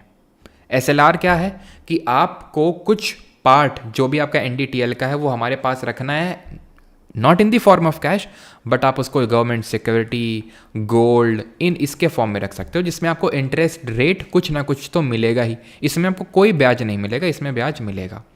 बैंक रेट कौन सा रेट होता है? आपको पता है, जिस रेट पे बैंक लोन लेने जाती हैं आरबीआई के पास। रेपो रेट सेम वही चीज़ होती है, लेकिन शॉर्ट टर्म के लिए होता है। रिवर्स रेपो रेट उल्टा होता है, जहाँ पे आरबीआई बैंक्स को फेवर करती है कि आप हमारे पास जो आपका पैसा है, कैश है, उसको पार्क करो हमारे पास डाल दो उसको, हम आपको ज़्यादा better rate of interest rate देंगे। MSF, मार्जिनल स्टैंडिंग फैसिलिटी, जो कि आपका बहुत ही शॉर्ट टर्म ओवरनाइट लोन जिसको हम बोलते हैं, तो ओवरनाइट लेंडिंग जो है इस रेट के थ्रू करी जाती है। क्लियर? अब अगर आरबीआई को क्या करना है, पैसा घटाना है इकोनॉमी से, तो इन सबको इंक्रीज़ कर देना है। क्या कर देना है? इन सब को इंक्रीज़ कर देना है, बिना ज़्यादा अपना दिमाग लगाए हुए कि रेपो रेट को इंक्रीज़ कर रहे हैं तो रिवर्स रेपो रेट को तो डिक्रीज़ करना पड़ेगा ना। ये सब मैं लॉजिक समझा चुका हूँ, जो यहाँ पे मैं डीप में अब नहीं जाने वाला हूँ। तभी मैंने बोला पीछे चीज़ों को रिवाइज़ करिए, या फिर अगर आपको नहीं पता ये चीज़ें तो आप FRB को पकड़ लीजिए, या फिर अगर आप SSC GK बैच 2.0 में हैं तो उसको पकड़ लीजिए, जो भी आपको पकड़ना है। ठीक है, FRB आपका फ्रीली यहाँ पे अवेलेबल है माइंड मैप के थ्रू, तो आपने उसको पकड़ लिया। अब वहाँ से कॉन्सेप्ट सीखिए, अगर आपके कोई भी कॉन्सेप्ट में कमी है तो FRB भी अवेलेबल है, बैच भी अवेलेबल है, जिससे आपको सीखना है। यहाँ पे मैं काइंड ऑफ रिवीजन करेंगे, क्योंकि आप में से मैक्सिमम लोगों को सारी चीज़ें पता हैं। ठीक है, बताऊँगा मैं सारी चीज़ें, लेकिन अगर आपको डीप में समझना है किसी चीज़ को तो वो आप वहाँ से समझ सकते हैं। तो क्वांटिटेटिव क्या है कि आप सब बढ़ाएंगे तो इससे क्या होगा? इससे ये होगा कि इकोनॉमी में पैसा कम हो जाएगा। ऐसी मॉनेटरी पॉलिसी को हम बोलते हैं हॉकिश मॉनेटरी पॉलिसी, या फिर इसी को ही बोलते हैं डियर या फिर टाइट मॉनेटरी पॉलिसी। और इसका जो उल्टा होता है, when we decrease these rates, इसको बोलते हैं डॉविश मॉनेटरी पॉलिसी। समझ आती है इतनी बात? ठीक है, अब मैंने आपसे एक सवाल पूछा था कि ये ओपन मार्केट ऑपरेशंस कितने टाइप के होते हैं, OMO कितने टाइप्स के होते हैं? तो 2 प्रकार के होते हैं ओपन मार्केट ऑपरेशंस। एक तो होता है आउटराइट परचेज और दूसरा होता है रेपो। कभी आपसे पूछ ले कितने तरह के होते हैं तो बोला 2 तरह के। रेपो का मतलब होता है रीपरचेज ऑब्लिगेशन। आउटराइट परचेज में क्या होता है, गवर्नमेंट सिक्योरिटी की सेलिंग या बाइंग होती है, या तो बेचा जाता है या खरीदा जाता है बाई आरबीआई। कब और क्यों? तो भाई ये मैंने लॉजिक आपको समझाया था कि गवर्नमेंट सिक्योरिटी, अगर आपके हाथ में गवर्नमेंट सिक्योरिटी है तो आपके हाथ में पैसा नहीं होगा, और अगर आपके हाथ में पैसा है तो आपके हाथ में गवर्नमेंट सिक्योरिटी नहीं होगा। यानी कि यहाँ पे 2 लोग होते हैं, ये आरबीआई होता है और ये हम कॉमन पीपल हैं। तो जिसके हाथ में गवर्नमेंट सिक्योरिटी होगी उसके दूसरे वाले के हाथ में पैसा होगा। समझिए आप इसको कॉन्सेप्ट को। यहाँ पे लिखा हुआ है central bank can increase the money supply by increasing the bank rate. Money supply को क्या आप इंक्रीज कर सकते हैं? गलत बात है, अभी तो मैंने आपको बताया। अगर आपको मनी सप्लाई को डिक्रीज करना है, ठीक है, इससे क्या हो रहा है, मनी सप्लाई डिक्रीज हो रही है। मनी सप्लाई को आपको कम करना है तो आप इन रेट्स को बढ़ा दो, सबको बढ़ा दो, मनी सप्लाई कम हो जाएगी। तो आपको ये उल्टा लिखा हुआ है, central bank can increase the money supply bye purchasing securities from the public. अब सेंट्रल बैंक जो आरबीआई है वो लोगों से सिक्योरिटी, गवर्नमेंट सिक्योरिटी को खरीद रहा है, यानी उनसे बोला लाओ गवर्नमेंट सिक्योरिटी हमें दो, तो वो लोग बोलेंगे कि भाई हमारे हाथ में क्या रहेगा, तो बोलता है ये लो पैसा लो, यानी कि तुम्हारे हाथ में ये तो गवर्नमेंट सिक्योरिटी होगी या पैसा होगा।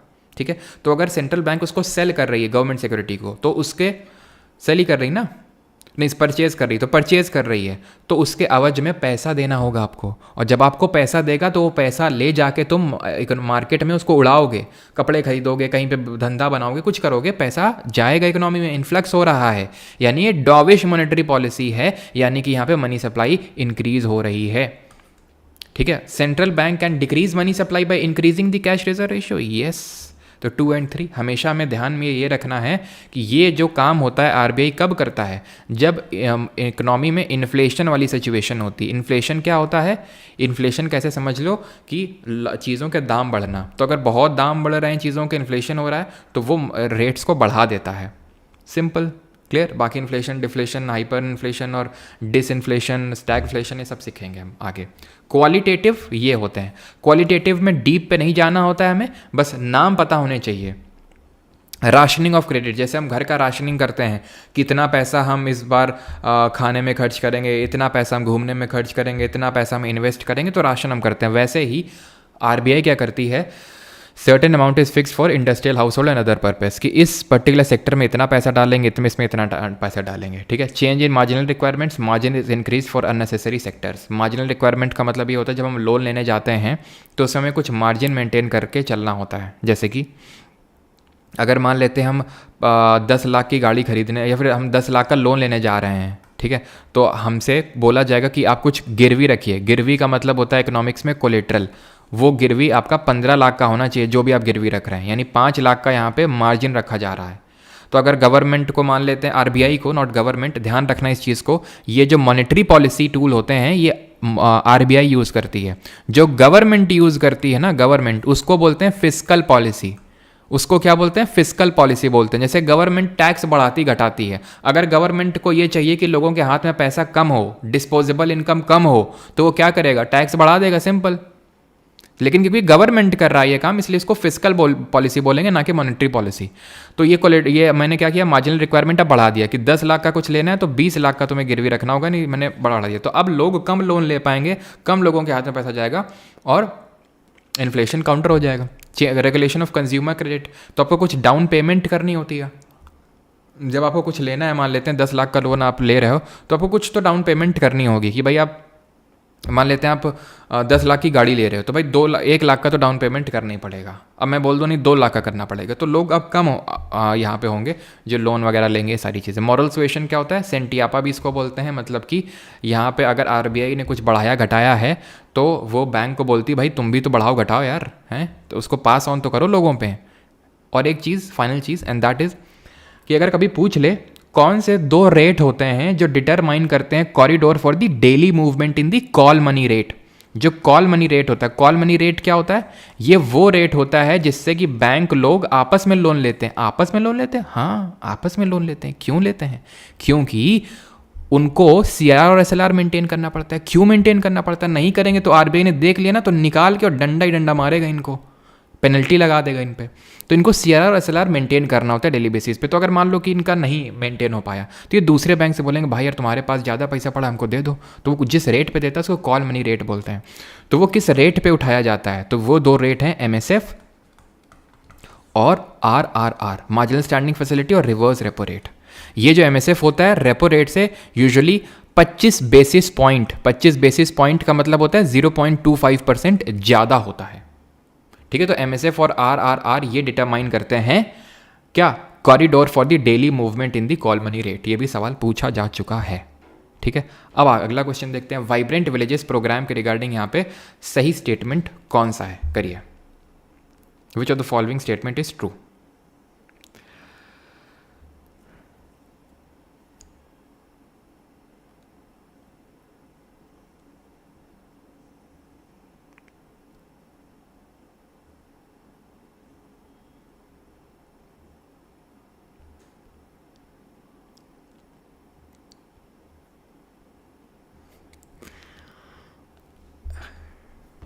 चलो अब मैं देखो बोलना तो नहीं चाहता हूँ, लेकिन ठीक है, जो कुछ लोग कमेंट में मतलब ये स्लो क्यों हैं, वो क्यों हैं, ये क्यों हैं, 26 तक नहीं रुक पा रहे थे भाई, मतलब तुम ये लक्षण नहीं होते हैं सेलेक्टेड स्टूडेंट्स के, बता रहा हूँ मैं। ठीक है, ये लक्षण नहीं होते, इतना तो मैंने भी ऑब्जर्व किया है कि कौन स्टूडेंट बाद में सिलेक्शन लेके जाता है, टॉप रैंक निकाल के लाता है, वो शांति से पढ़ता है, डाउट होता है वो पूछता है और उसका आंसर और फीडबैक, अगर कुछ है भी चीज़ तो वो उस चीज़ को, वो ये नहीं कि 26 तक नहीं रुक पा रहे थे ये वो फालतू का। भाई ये मुझे वो लग रहा है कि आप इस लेक्चर को क्यों देख रहे हैं, क्योंकि आप टियर 1 क्लियर करने वाले हैं। आप ऐसे बिहेव मत करिए, ठीक है, क्योंकि लक्षण नहीं होते हैं टियर जो सिलेक्ट होते हैं फाइनली। वाइब्रेंट विलेजेस प्रोग्राम की अगर बात करें तो ये जो प्रोग्राम है इसको लॉन्च किया गया जो हमारे नॉर्दर्न बॉर्डर्स हैं। नॉर्दर्न बॉर्डर्स का मतलब क्या है, नॉर्दर्न बॉर्डर्स का मतलब है कि जो हमारे उत्तरी बॉर्डर्स हैं, उत्तरी बॉर्डर्स मतलब जो हमारा इंडिया और चाइना के जो बॉर्डर है उनको बोलते हैं। इंडिया चाइना का जो बॉर्डर है वो कितने, इंडिया और चाइना का जो बॉर्डर है वो कितने सेक्टर्स में डिवाइडेड है, कितने सेक्टर्स में डिवाइडेड है। तो ये भी क्वेश्चन आ चुका है, पता है आपको, CGL 2022 में टियर 1 में पूछा जा चुका है। 3 सेक्टर में डिवाइडेड है ये। एक तो यहाँ पे वेस्टर्न सेक्टर है जो आपका ये लद्दाख और हिमाचल उत्तराखंड वाला पार्ट है, एक सेंट्रल सेक्टर है जो आपका सिक्किम वाला पार्ट है, और यहाँ पे ईस्टर्न सेक्टर है जो अरुणाचल वाला पार्ट है। तो इस इनके अराउंड पास इन बॉर्डर्स में जो भी हमारे विलेजेस हैं उसको डेवलपमेंट करने का ये प्रोग्राम है। कौन कौन से हमारे स्टेट इसमें कवर्ड हैं, एक तो अरुणाचल प्रदेश है, सिक्किम है, उत्तराखंड है, हिमाचल प्रदेश, ये 4 स्टेट हो गए, और लक्षद्वीप और हमारा UT है, लद्दाख। ठीक है, यहाँ पे जो विलेजेस हैं उनको डेवलपमेंट, यानी इन 4 राज्य और एक UT में की जो 19 डिस्ट्रिक्ट्स हैं उनको डेवलप करने का या फिर वहाँ के विलेजेस को डेवलपमेंट करने का ये पूरा प्रोग्राम है। 2022-23 के जो बजट था उसमें इसको अनाउंस किया गया था। ये एक तरह की सेंट्रली स्पॉन्सर्ड, कैसा, सेंट्रली स्पॉन्सर्ड ये एक आपकी स्कीम है। ठीक है, तो it aims at comprehensive development of the identified villages, yes, fest, festival, sports, meets etcetera organized, yes. अब देखो, अब यहाँ पे मैं आपको सिर्फ यही नहीं बताना चाहता था कि ठीक है सेंट्रली स्पॉन्सर्ड है। सेंट्रली स्पॉन्सर्ड का मतलब आप समझते होंगे कि सिर्फ वहाँ की मतलब सेंट्रल गवर्नमेंट का ही फंडिंग नहीं रहेगा, बल्कि स्टेट गवर्नमेंट भी फंड करने वाली है इसमें। तो मेन ये भी मैं आपको सिखाना चाह रहा हूँ कि यहाँ पे ये क्यों गलत हो सकता है। मान लो आपको नहीं पता है, डाउट हो रहा है, फेयर, फेस्टिवल, स्पोर्ट, मीट ये होगा नहीं होगा, तो अगर हम विलेजेस को डेवलप कर रहे हैं तो उसमें ऑब्वियस सी बात है, ना सिर्फ हम स्किल ट्रेनिंग प्रोवाइड करेंगे वहाँ के यूथ और वुमेन को, एंटरप्रेन्योरियल स्किल्स उनकी डेवलप करेंगे, बल्कि फेयर, फेस्टिवल, स्पोर्ट्स, मीट ये भी करेंगे सो दैट वहाँ पे ओवरऑल डेवलपमेंट हो, टूरिज्म प्रमोट हो। समझ रहे हैं आप? तो ये एक तरह का जर्नलिस्टिक, आप सोचिए क्यों गलत हो सकता है। जनरली वो गलत होते हैं जहाँ कोई डेटा फैक्ट लिखा हुआ है कि ये स्कीम इस साल लॉन्च हुई थी, या फिर इसमें इतना रुपए अलग से कॉर्पस निकाला गया है, कोई फैक्ट लिखा हुआ है, कोई नंबर लिखा हुआ है, या फिर कोई एक्सट्रीम कीवर्ड लिखा हुआ है। ना तो यहाँ नंबर है, कोई फैक्ट है, ना कोई यहाँ पे डेटा लिखा हुआ है, ना तो एक्सट्रीम कीवर्ड है, तो फिर क्यों गलत होगा। अगर आपको इसमें पंट लेना है कि भाई दूसरा होगा नहीं होगा, मुझे अटेम्प्ट करना है क्वेश्चन, पहला तो सही है मुझे पता है, दूसरे में तो भाई कि गलत होने का इसमें कोई मतलब वो समझ नहीं आ रहा, तो ये जनरली सही होते हैं इस तरह के statement. Answer would be both 1 and 2, option number C.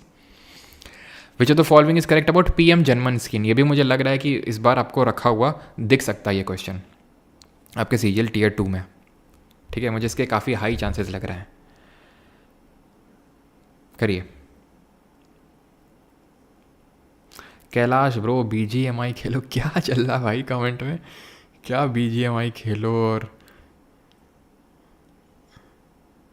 NTPC की PDF हिंदी में, तो हाँ यहाँ डलवाते हैं उसको भी, ठीक है।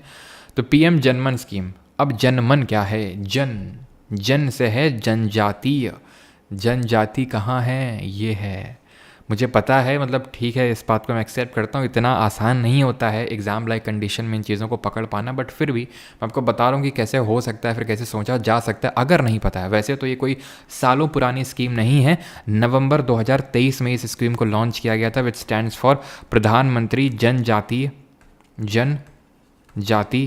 आदिवासी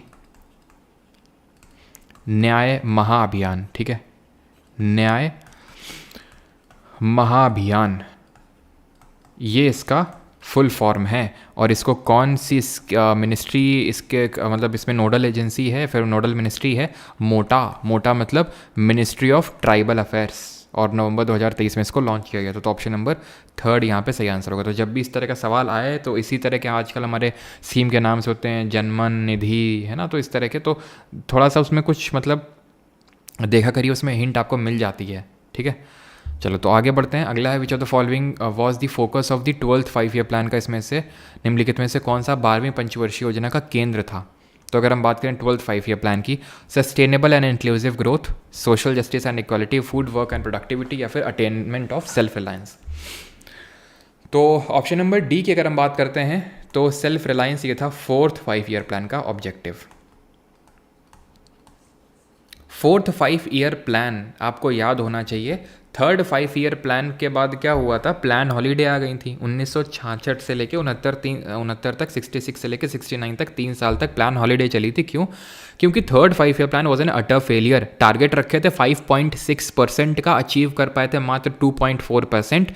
क्या कारण थे? एक तो फेमाइन आ गया था, दूसरा हमारा एक चाइना के साथ वॉर हो गया था 62 में, और पाकिस्तान के साथ 65 में हो गया था, जिसकी वजह से वो एक फेलियर हो गया था। तो 3 प्रमुख कारण थे ये। तो हमने प्लान हॉलीडे किया। तो अब हमें समझ में आया कि यार हमें ग्रोथ तो करनी ही करनी है, लेकिन स्टेबिलिटी के साथ करनी है, ग्रोथ विद स्टेबिलिटी। ये बेस था आपके गडगिल फॉर्मूले पे, ये चीज़ पता होनी चाहिए आपने, गडगिल फॉर्मूला ध्यान रखना,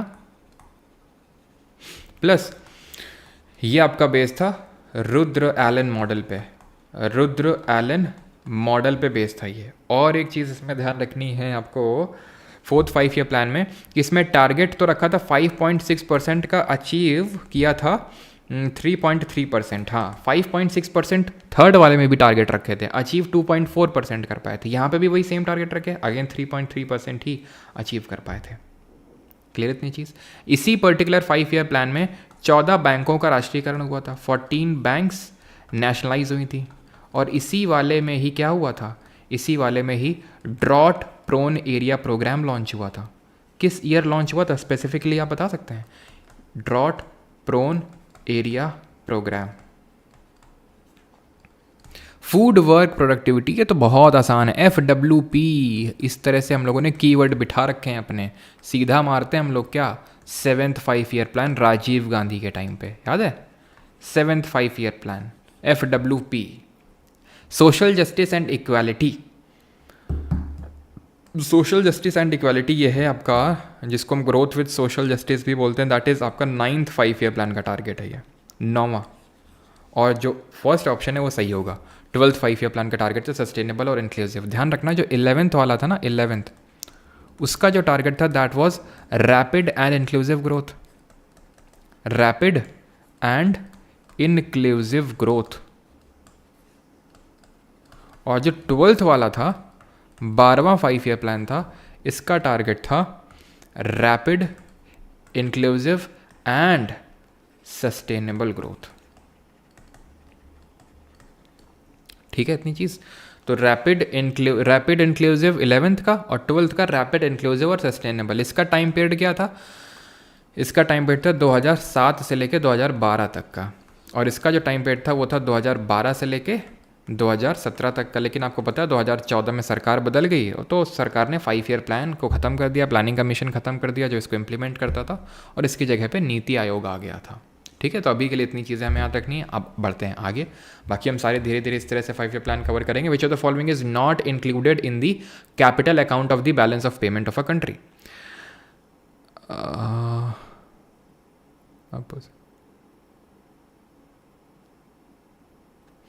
भाई मैं अंग्रेजी का टीचर नहीं हूँ भाई, यूनिक। हाँ, मेरे हिसाब से तो अथीस्ट होना चाहिए जो गॉड पे बिलीव नहीं करता है। बचपन में तो यही पढ़ाया गया था। बाई गॉड तो मेरे हिसाब से दूसरा होता है, मतलब बाई गॉड आई थिंक वो होता है जो कट्टरपंथी टाइप होता है। बाई गॉड वही होता है आई थिंक, बाई गॉड है ना। अथीस्ट होगा इसका आंसर। लेकिन ये तुम ये क्वेश्चन यहाँ क्यों पूछ रहे हो और स्पैम किए जा रहे हो उतनी देर से।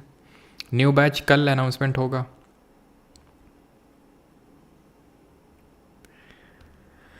चलो भाई, ये लेक्चर निट्टो क्यों है?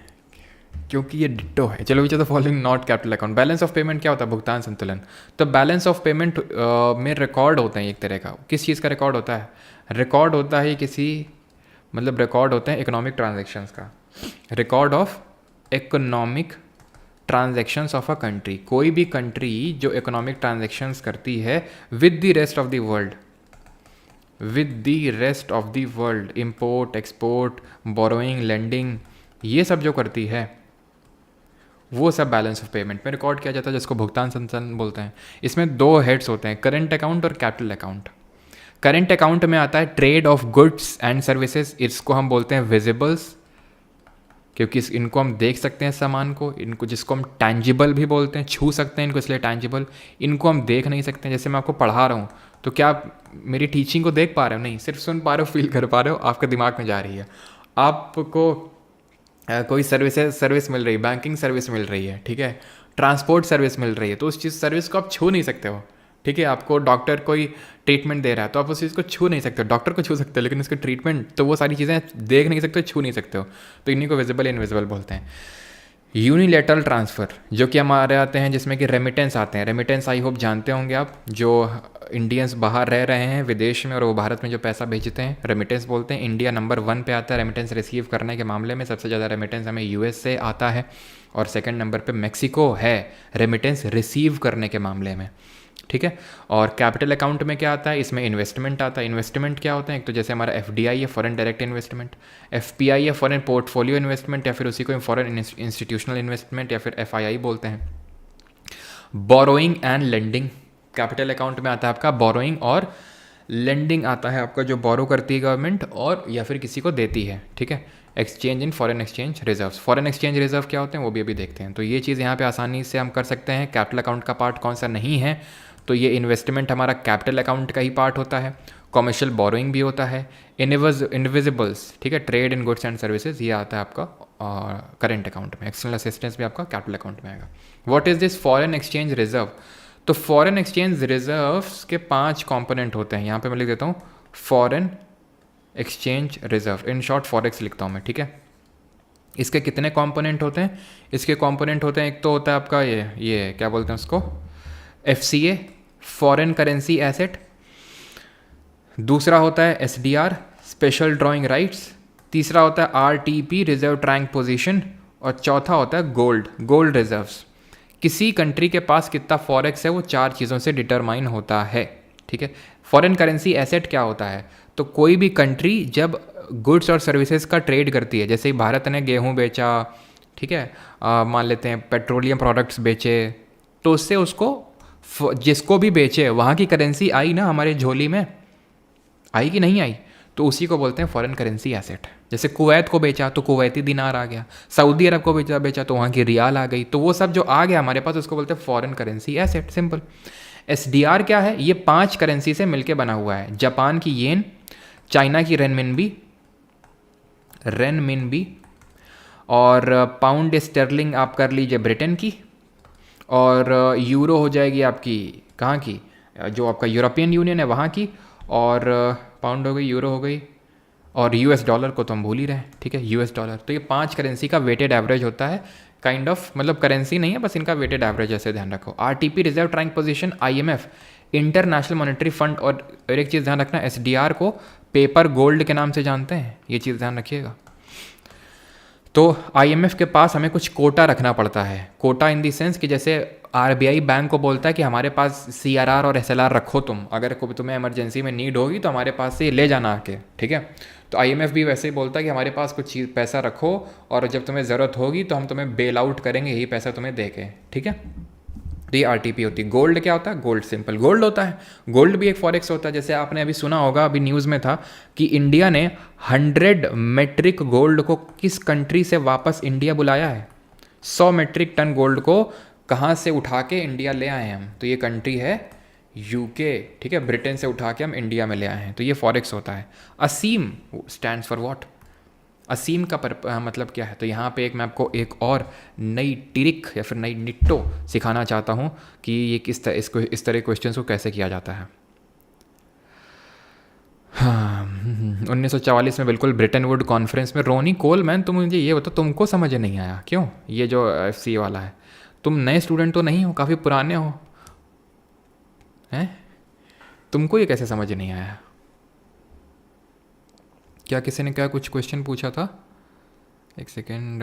हाँ बिल्कुल, ब्रेटन वुड कॉन्फ्रेंस में आपका आईएमएफ बना था। और हमें कब बेल आउट किया था? हमको बस एक ही बार ज़रूरत पड़ी थी 1991 में, जब हमारा बैलेंस ऑफ पेमेंट का क्राइसिस हो गया था 1991 1991 के टाइम पे, 1990-91 के टाइम पे, ठीक है। अगला प्रश्न फेंको। पंकज जी लो, आप पॉज कर लो, फेंकने की क्या ज़रूरत है। असीम, अब यहाँ पे असीम क्या है? ठीक है, तो मैं पढ़ता हूँ। आत्मनिर्भर स्किल एम्प्लॉय का मतलब है कि मतलब जो काम कर रहा है, एम्प्लॉयर मतलब जो नौकरी दे रहा है। Atmanirbhar skilled employer mapping, Atmanirbhar skilled employ enterprise medium, automatic skilled employer mission employ. तो यहाँ पे हमें क्या करना है? Odd one out. Atmanirbhar Atmanirbhar Atmanirbhar automatic, odd one out. Skilled employ employer measurement, skilled employ employer mapping, skilled employ enterprise mapping, employ employer employ enterprise, odd one out. Employ employer measurement, employ employer mapping, option A या B में होगा। अब employ और employer का क्या करेंगे? दोनों को मिलाना है साथ में, जिसको जॉब चाहिए और जिसको जॉब देनी है, तो उनका नापेंगे क्या नापेंगे भाई? उसका एम्प्लॉय एम्प्लॉयर का मैपिंग करनी है उनकी। मैपिंग का मतलब ये होता है दोनों को मिलाना। जैसे लिंक्डइन, आपने प्लेटफॉर्म सुना होगा, लिंक्डइन पे क्या होता है? जिसको नौकरी देनी है, जिसको नौकरी लेनी है, सब वहाँ पे होते हैं, तो वो मैपिंग। तो इस तरह का गवर्नमेंट ये पोर्टल है असीम। अब हंसी आ सकती है आपको इस तरह की उसमें कि ये कौन सा लॉजिक है?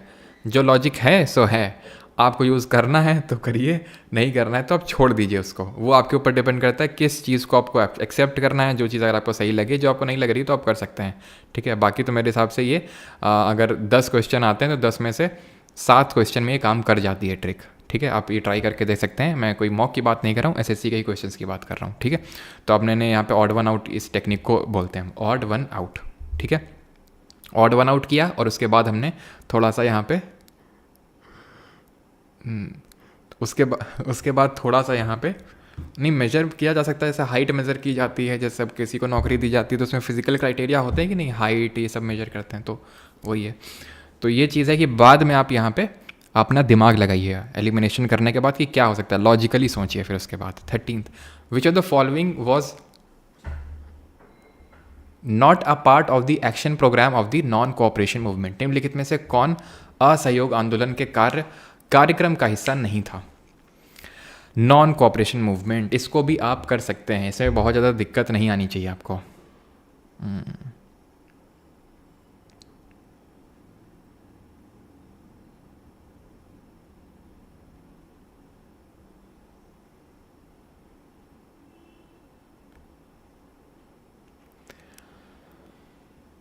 CAPF के लिए चलो, तो नॉन कोऑपरेशन मूवमेंट पे आते हैं। नॉन कोऑपरेशन मूवमेंट के बारे में हमने क्या पढ़ा है? हमने ये पढ़ा है कि हुआ क्या था, एक बार एनार्कियल एंड रेवोल्यूशनरीज क्राइम्स एक्ट आया था 1919 में। इसको हम जानते हैं रॉलेट एक्ट के नाम से, क्योंकि सिडनी रॉलेट ने इसको बनाया था, ठीक है। तो इसको गांधी जी ने ब्लैक एक्ट बोला था, काला कानून, क्योंकि इसमें 2 साल की जेल थी बिना वकील अपील दलील के। सीधा अगर आप मतलब जरा सा भी अगर थोड़ा सा पाया भी गया कि आप एंटी ब्रिटिश एक्टिविटीज़ में इन्वॉल्व हैं तो भी आपको तुरंत जेल हो जाएगी। तो ब्लैक एक्ट बोला गांधी जी ने, और गांधी जी ने इसको लेके सत्याग्रह ऑर्गेनाइज कर दिया, है ना। ब्लैक एक्ट बोला था इसको गांधी जी ने, और गांधी जी ने सत्याग्रह ऑर्गेनाइज कर दिया। जब सत्याग्रह ऑर्गेनाइज कर दिया तो हमें पता है कि सैफुद्दीन और किचलू और डॉक्टर सत्यपाल जी की अरेस्ट हो गई। फिर 13 अप्रैल 1919 को क्या हुआ, बैसाखी का दिन था, जलियांवाला बाग मैसेकर हो गया। जलियांवाला बाग जब हत्याकांड हो गया, ठीक है, तो इसके बाद क्या हुआ, इसके बाद ये हुआ इमीडिएटली तो ये हुआ कि नाइटहुड की उपाधि किसने वापस कर दी, जरा बताइए। Who renounce the title of knighthood and who renounce the title of Kaisar-e Hind, जो उनको बोर वॉर्स के टाइम पे मिला था, केसरे हिंद। तो ये जो है रविन्द्रनाथ टैगोर जी ने इसको वापस कर दिया और इसको गांधी जी ने वापस कर दिया, जिनको बोर वॉर्स के टाइम पे साउथ अफ्रीका मिला था। ये तो इमीडिएट रिस्पॉन्स था, ठीक। और जलियांवाला बाग हमें पता है कि जनरल E.M. डायर इसके लिए रिस्पॉन्सिबल था, और उधम सिंह जो राम मोहम्मद सिंह आज़ाद का नाम रख के कहते हैं इंग्लैंड में, उन्होंने माइकल ओ डायर की हत्या करी थी, ठीक। अब इसके बाद जो लॉन्ग टर्म ये वो हुआ था कि इसे एक में मूवमेंट लॉन्च हुआ था जिसको हम जानते हैं नॉन कॉपरेशन मूवमेंट। 1920 में 1920 में इसको लॉन्च किया गया था और इसको गांधी जी ने मर्ज कर दिया था खिलाफत आंदोलन के साथ, खिलाफत मूवमेंट के साथ। खिलाफत 1919 में 1919 में शुरू हुआ था। इसको लीड किया था अली ब्रदर्स ने, मौलाना अली, मौलाना मोहम्मद अली और शौकत अली, इन दोनों लोगों ने इसको लॉन्च किया था। ऑल इंडिया खिलाफत कमेटी बैठी थी 1919 में दिल्ली में, और वहाँ पर इन्होंने डिसाइड किया था कि खिलाफत हम लॉन्च करेंगे, और इनको गांधी जी ने भी एड्रेस किया था। देन गांधी जी ने मर्ज कर दिया हिंदू मुस्लिम एकता को बढ़ाने के लिए, हिंदू मुस्लिम यूनिटी को बढ़ाने के लिए। इतनी चीज़ क्लियर। जरा बताइए सेम टाइम पे यहाँ पे इस वाले रीजन में कौन सा रेबेलियन चल रहा था सेम टाइम पे, ठीक। तो इसमें क्या हुआ था, हमने बॉयकॉट करना, हमने बोला कि हम सारी चीज़ों का बॉयकॉट करेंगे, ठीक है, हम चीज़ों का बॉयकॉट करेंगे। तो बॉयकॉट करेंगे government affiliated schools and colleges का, ठीक है। Congress organization was to reach down to villages and the mohalla level, ठीक है। इसी को बोलते हैं कंस्ट्रक्टिव वर्क। मोहल्ला क्लिनिक खोलेंगे और उसमें फिर दारू बेचेंगे, constructive work. Taking control of the law and order machinery of the state by the Congress working committee. Surrender of title and honours given by the, वही बॉयकॉट करेंगे और टाइटल्स वगैरह दे देंगे। Taking control of the law and order machinery, आप खुद ही सोचिए, एक ऐसा मूवमेंट जिसको लीड कर रहे हैं गांधी जी, उसमें क्या कानून को हाथ में लिया जाएगा? क्या कांग्रेस कार्य समिति द्वारा राज्य की कानून व्यवस्था पर नियंत्रण जमाने का प्रयास करेंगे? लॉ एंड ऑर्डर मशीनरी को ब्रेक करने की कोशिश करेंगे? नहीं। गांधी जी का तो यही था कि शांतिपूर्ण तरीके से सारी चीज़ें होनी चाहिए। तो इसमें आप ऑड वन आउट भी कर सकते हैं, ज़रूरी नहीं कि आपको जब तक पता नहीं होगा ये तो हमने पढ़ा नहीं ये वो, ठीक है। आप ऑड वन आउट करिए कि गांधी जी किसी मूवमेंट को अगर लीड कर रहे हैं तो उसमें लॉ एंड ऑर्डर मशीनरी को तो डिस्ट्रॉय नहीं किया जाएगा। नॉन कॉपरेशन मूवमेंट को जो है एंडोर्स किया गया था नागपुर का जो सेशन हुआ था कांग्रेस का उसमें, और यहाँ पे बात कही गई थी कि हम अब एक्स्ट्रा कॉन्स्टिट्यूशनल मास स्ट्रगल पे जाएंगे, एक्स्ट्रा कॉन्स्टिट्यूशनल स्ट्रगल हम लोग करेंगे। और एक चीज़ एंड दैट इज़ ये जो कंस्ट्रक्टिव वर्क है और जो बॉयकॉट है, फिर हमें इसके बाद पता है कि गांधी जी क्या होती है 4 फरवरी को 4 फेब 1922 को क्या हो जाता है, चौरी चौरा हत्याकांड हो जाता है। चौरी चौरा यहाँ पे इंसिडेंट होता है जिसकी वजह से क्या होता है, जिसकी वजह से गांधी जी इसको वापस ले लेते हैं पूरे नॉन कॉपरेशन मूवमेंट को, और उसके बाद उनको जेल हो जाती है। उसके बाद का जो चीज़ें हैं वो हम आगे पढ़ेंगे, स्वराज पार्टी बनती है और ये सारी चीज़ें होती हैं, ठीक है। नहीं तो अभी यहाँ ज़्यादा हैवी हो जाएगा मुझे ऐसा लग रहा है, तो थोड़ा सा लिमिट करते हैं यहीं तक, ठीक है। मप्पिला मैंने इसीलिए रखे तो 15 ही क्वेश्चन थे, लेकिन 15 में ही काफ़ी हो गया। मप्पिला रेबेलियन ये कब हुआ था आपका 1921-22 में, ठीक। आगे बढ़ें। Which cells in human body do not have a nucleus, मानव शरीर में कौन सी कोशिका में, अच्छा ये बता दें क्या स्वराज पार्टी के बारे में, चलो थोड़ा सा ही तो बता देते हैं क्योंकि थोड़ा सा लिंक्ड है ना चीज़ें। चौरी चौरा जब हत्याकांड हुआ था, Gandhi ji withdrew the non cooperation movement. तो जब गांधी जी जेल चले गए तो उन्होंने ये बोला था कि भाई इसकी मैं पूरी रिस्पॉन्सिबिलिटी लेता हूँ, इस जो हत्याकांड हुआ है, और इसके लिए मैं जो भी मुझे पे सज़ा दी जाएगी मैं उसको एक्सेप्ट करता हूँ। तो गांधी जब जेल चले गए तो 2 पार्ट में कांग्रेस बट गई। एक ने बोला कि भाई जो बॉयकॉट वगैरह कर रहे थे, काउंसिल्स का बॉयकॉट कर रहे थे, इलेक्शन नहीं लड़ रहे थे और बॉयकॉट करके कंस्ट्रक्टिव वर्क कर रहे थे, तो उसको आगे कैरी रखना है या फिर इसको नहीं रखना है। तो एक बोल रहा था कैरी रखना है, कंस्ट्रक्टिव वर्क करते रहना है, बॉयकॉट को कंटिन्यू रखना है। एक बोल रहा था नहीं, अब बॉयकॉट को ख़त्म करने का टाइम आ चुका है। तो जो बोल रहे थे ख़त्म करने का टाइम आ चुका है उनको बोला गया प्रो चेंजर्स, और जो बोल रहे थे नहीं वो सेम चीज़ कंटिन्यू रहनी चाहिए उनको बोला गया नो चेंजर्स। इन्हों प्रो चेंजर्स ने आपकी एक पार्टी बना ली जिसको हम बोलते हैं स्वराज पार्टी, या फिर पूरा नाम है इसका ऑल इंडिया खिलाफत Swaraj party.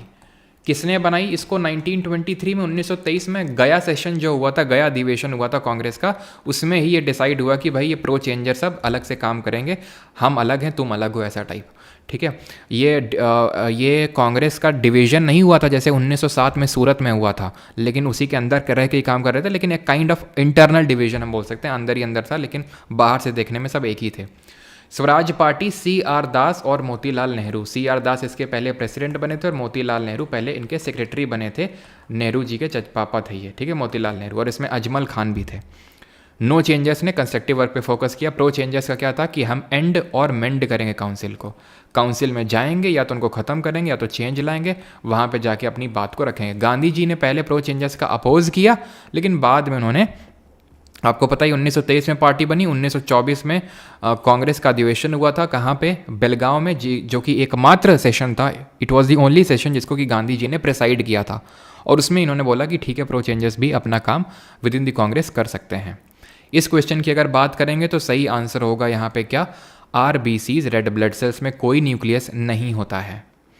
Red blood cells या फिर बाकी ये देख सकते हैं आप, रेड ब्लड सेल्स हैं, ये किस शेप में है जरा बताएंगे? ये रेड ब्लड सेल्स का कौन सा शेप है? तो देखिए, जो ब्लड होता है हमारा ब्लड, तो इसमें दो कंपोनेंट होते हैं, एक तो होता है लिक्विड कंपोनेंट और एक होता है सॉलिड कंपोनेंट। जो लिक्विड कंपोनेंट होता है ये होता है प्लाज्मा, ये ब्लड का टोटल 55% होता है, 55%, और जो सॉलिड पार्ट होता है वो 45% होता है। अच्छा, प्लाज्मा में क्या क्या होता है? तो प्लाज्मा में वाटर होता है, प्रोटीन होता है, इलेक्ट्रोलाइट्स होते हैं, तो ये सारी चीज़ें होती हैं, इलेक्ट्रोलाइट्स वगैरह। अब इसमें जो वाटर होता है ये रफली 92% तो वाटर ही होता है प्लाज्मा में। ये एक येलो कलर का फ्लूइड होता है। ठीक है, कोविड के टाइम पे आपने देखा होगा इसको, काफ़ी किल्लत थी इसकी। सॉलिड पार्ट में अगर हम जब बात करते हैं तो इसमें तीन चीज़ें आती हैं, RBCs, WBCs और platelets. RBCs, red blood cells, ये किस शेप की होती हैं जो आप अपनी स्क्रीन पे देख पा रहे हैं? Biconcave disc shape. ठीक है, WBCs जो होती हैं ये आपकी मतलब सर्कुलर हो सकती है, मतलब इरेगुलर होता है, कोई फिक्स शेप नहीं होता इनका। ठीक है, RBCs के अगर फंक्शन की बात करें तो ऑक्सीजन के ट्रांसपोर्ट में ये भाग लेती हैं। और लेट मी टेल यू, ये जो पूरा सॉलिड पार्ट है ब्लड का, which is 45% of entire blood, इसमें से मोस्टली आप ये मान लो 99% तो RBCs ही होती हैं। ठीक है, और RBCs में ही न्यूक्लियस नहीं होता। क्यों नहीं होता है? क्योंकि इनको फ्लेक्सिबल होना पड़ता है, इनको हीमोग्लोबिन अटैच करके रखना पड़ता है। हीमोग्लोबिन क्या होता है? एक तरह का प्रोटीन होता है जो ऑक्सीजन को अटैच करके हर एक सेल तक दे के आता है, सो दैट वो रेस्पिरेशन परफॉर्म कर सकें। तो उसको स्टोर करने के लिए न्यूक्लियस को हटा देता है, ऐसे याद करो। ठीक है, it is the actual reason.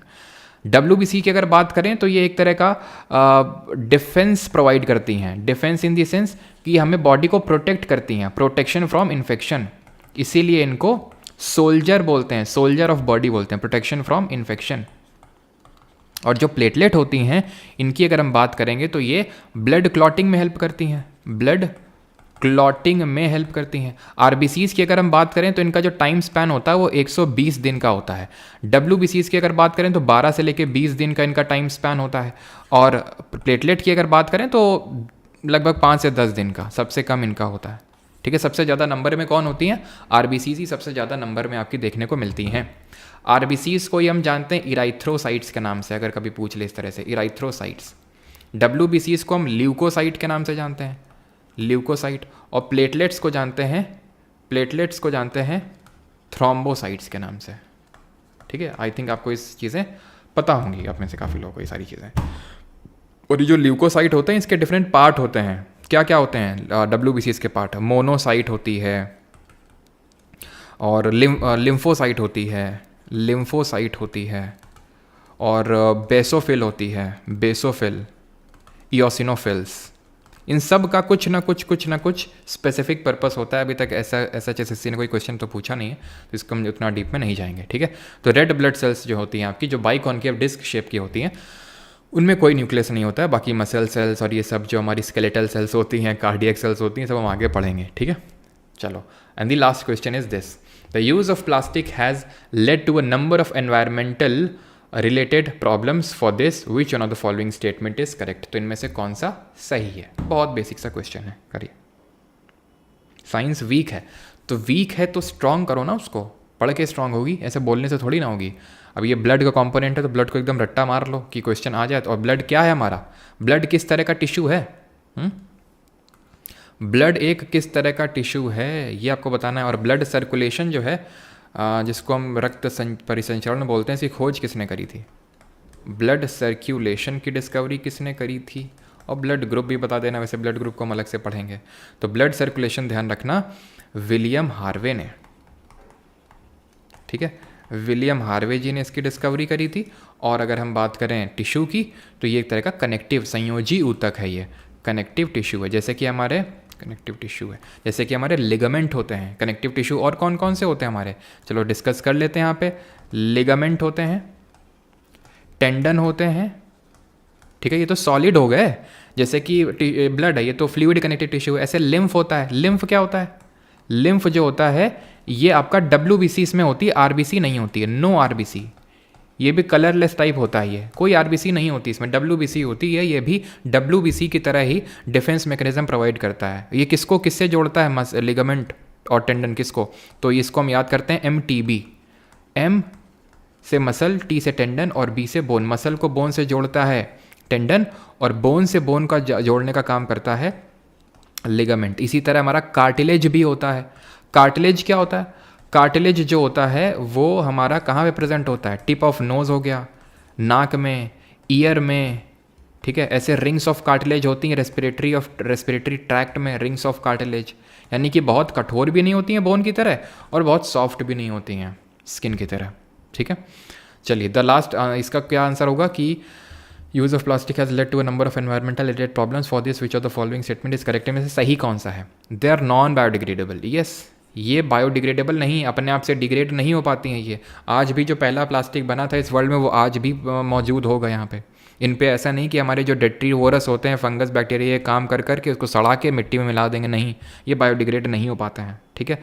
They do not gate released. अब देखो, do not gate, do not have, ये भी एक चीज़ ध्यान रखना कि जहाँ पे भी नॉट, डू नॉट, ये होता ही नहीं है। जहाँ पे भी नॉट इस तरह से आपको दिखे, थोड़ा सा अलर्ट हो जाना। जनरली चांसेस होते हैं कि वो गलत होगा, मैं ये नहीं बोल रहा हूँ कि हमेशा गलत होगा, मैं बोल रहा हूँ कि थोड़ा सा चौकन्ना हो जाना कि भाई यहाँ पे कुछ ना कुछ गड़बड़ हो सकती है। They do not get release into water and food. क्यों नहीं, जो ये प्लास्टिक है ये माइक्रो प्लास्टिक के फॉर्म में वाटर हमारे टेबल में जाएगा, ग्राउंड वाटर में जाएगा, वो फूड चेन में एंटर कर जाएगा।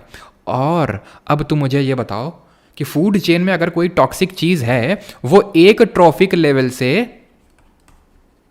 दूसरे ट्रॉफिक लेवल पे पहुंच रही है, इसको क्या बोलते हैं, what it is called as, क्या बोलते हैं इसको, हिंट है, बी से नाम शुरू होता है, बायो, याद करो क्या बताया था मैंने। They do not have any, देख रहे हो, एनी बताया था शुरू में ही, पहले ही सवाल में बताया था, any, all, none, always, never, ये एक्सट्रीम कीवर्ड होते हैं, जनरली गलत होते हैं। They are harmless to humans, इनमें इनसे कोई ह्यूमंस को हार्म ही नहीं होता, ये भी गलत होगा, ठीक है। तो इसको बोलते हैं बायो, आई थिंक हाँ सभी ने लिखा, पुनाडा, हरीश, अविनाश, सब ने सही लिखा है, ठीक है।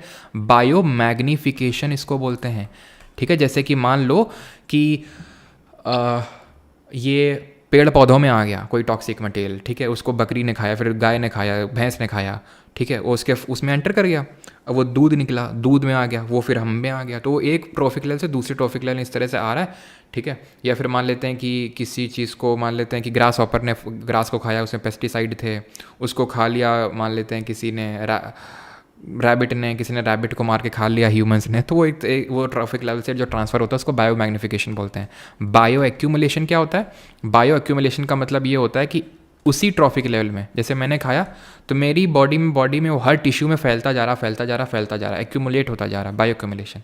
मैग्निफिकेशन क्या है, वो एक से दूसरे में, ठीक है। लेक्चर होता है ख़त्म।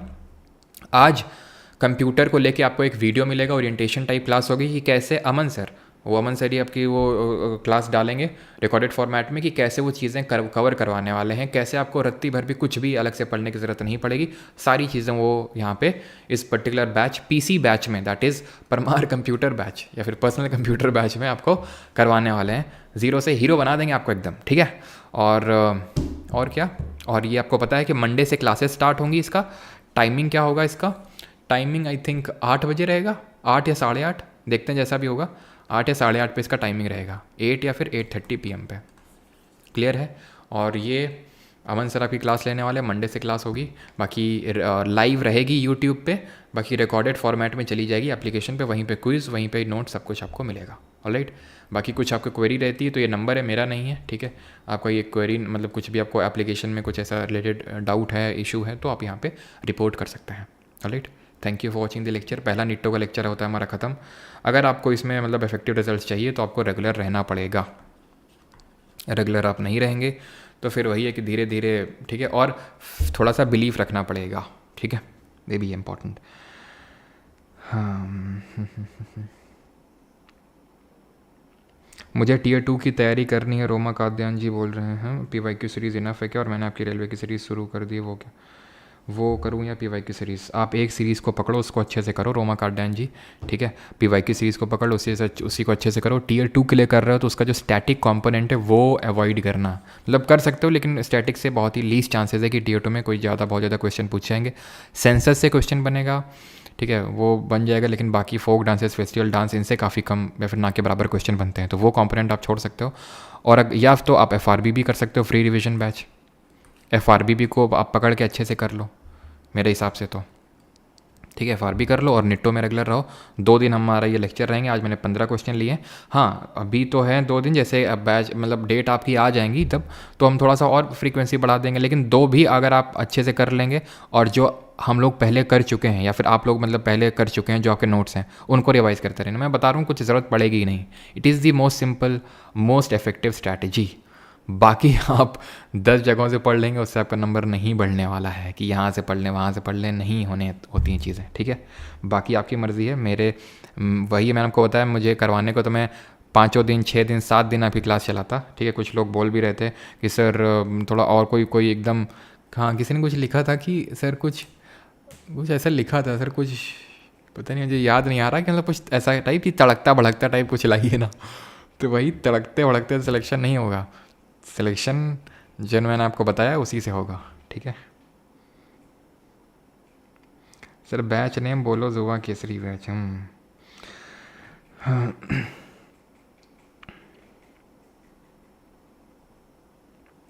मुझे डीप में पढ़ना है, जीके फॉर मेंस कहाँ से पढ़ूँ, SSC वॉरियर? तो आप बैच से पढ़ सकते हैं। वैसे तो बैच नया कल आने वाला है, लेकिन वो मेंस तक थोड़ी ना ख़त्म होगा, मेंस से काफ़ी आगे तक चलेगा, ठीक है। तो और अपनी आप पेस से नहीं पढ़ पाओगे, ठीक है। वहाँ मैं जिस सब्जेक्ट से स्टार्ट करूँगा उसी से करना पड़ेगा। तो ये रिकॉर्डेड बैच है SSC GK बैच 2.0 जो पिछला वाला था, इसी को आप अच्छे से कर लीजिए। जो प्री कम मेंस बैच था, ये भी जो आने वाला है प्री कम मेंस फॉर 25 के जो हमारे SSC के एग्ज़ाम्स है उसके लिए है।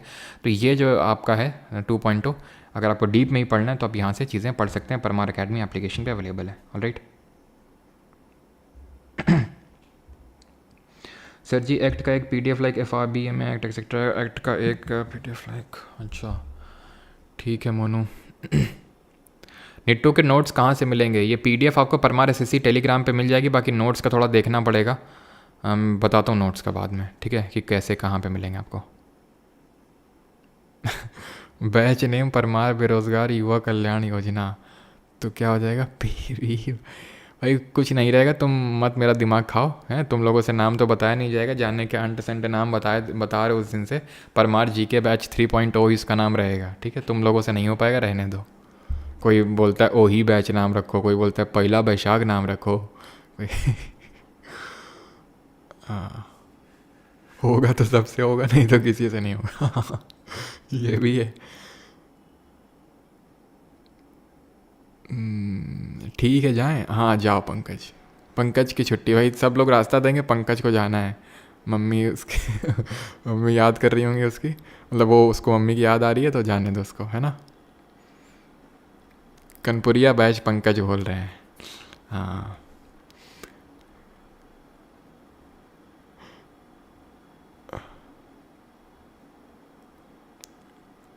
PYQ सीरीज़ की करंट पढ़नी है, नहीं पढ़ सकते हैं आप, ठीक है, पढ़ सकते हैं, क्योंकि धीरे धीरे वो और पुराना होगा, और हमें पता है जितना जितना पुराना होता है करंट अफेयर SSC के लिए उतना ही इम्पोर्टेंट होता है ना। सर नापने जाना, अच्छा क्या दूध नापने जा रहे हो हैं? हमारे यहाँ जैसे दूध वगैरह का बोलते हैं ना कि दूध नापाओ जाके। जिया जीवन सुधारो मतलब जो नहीं भैंसों का दूध निकलता है तो जो लोग बेचते हैं तो वो बोलते हैं ऐसे लीटर वीटर लेके। कितने लोग के होता है अभी? कभी कभी पता नहीं क्यों हंसी आ जाती है बैच। अच्छा बैच का नाम है भोजपुरी बैच। बस बस रहने दो तुम लोग, बस बस। मेरी आंखों से आंसू निकलने लगेंगे, आंसू नहीं खून निकलने लगेगा। ज़्यादा मैंने बैच के रिकमेंडेशंस के नाम सुने अगर, तो अब मैं नहीं देख पाऊँगा ये, है ना। सर औरंगज़ेब के साथ बस बस बस बस। औरंगज़ेब कैसा आदमी था, जानने वालों की जलाएंगे वैसे। अच्छा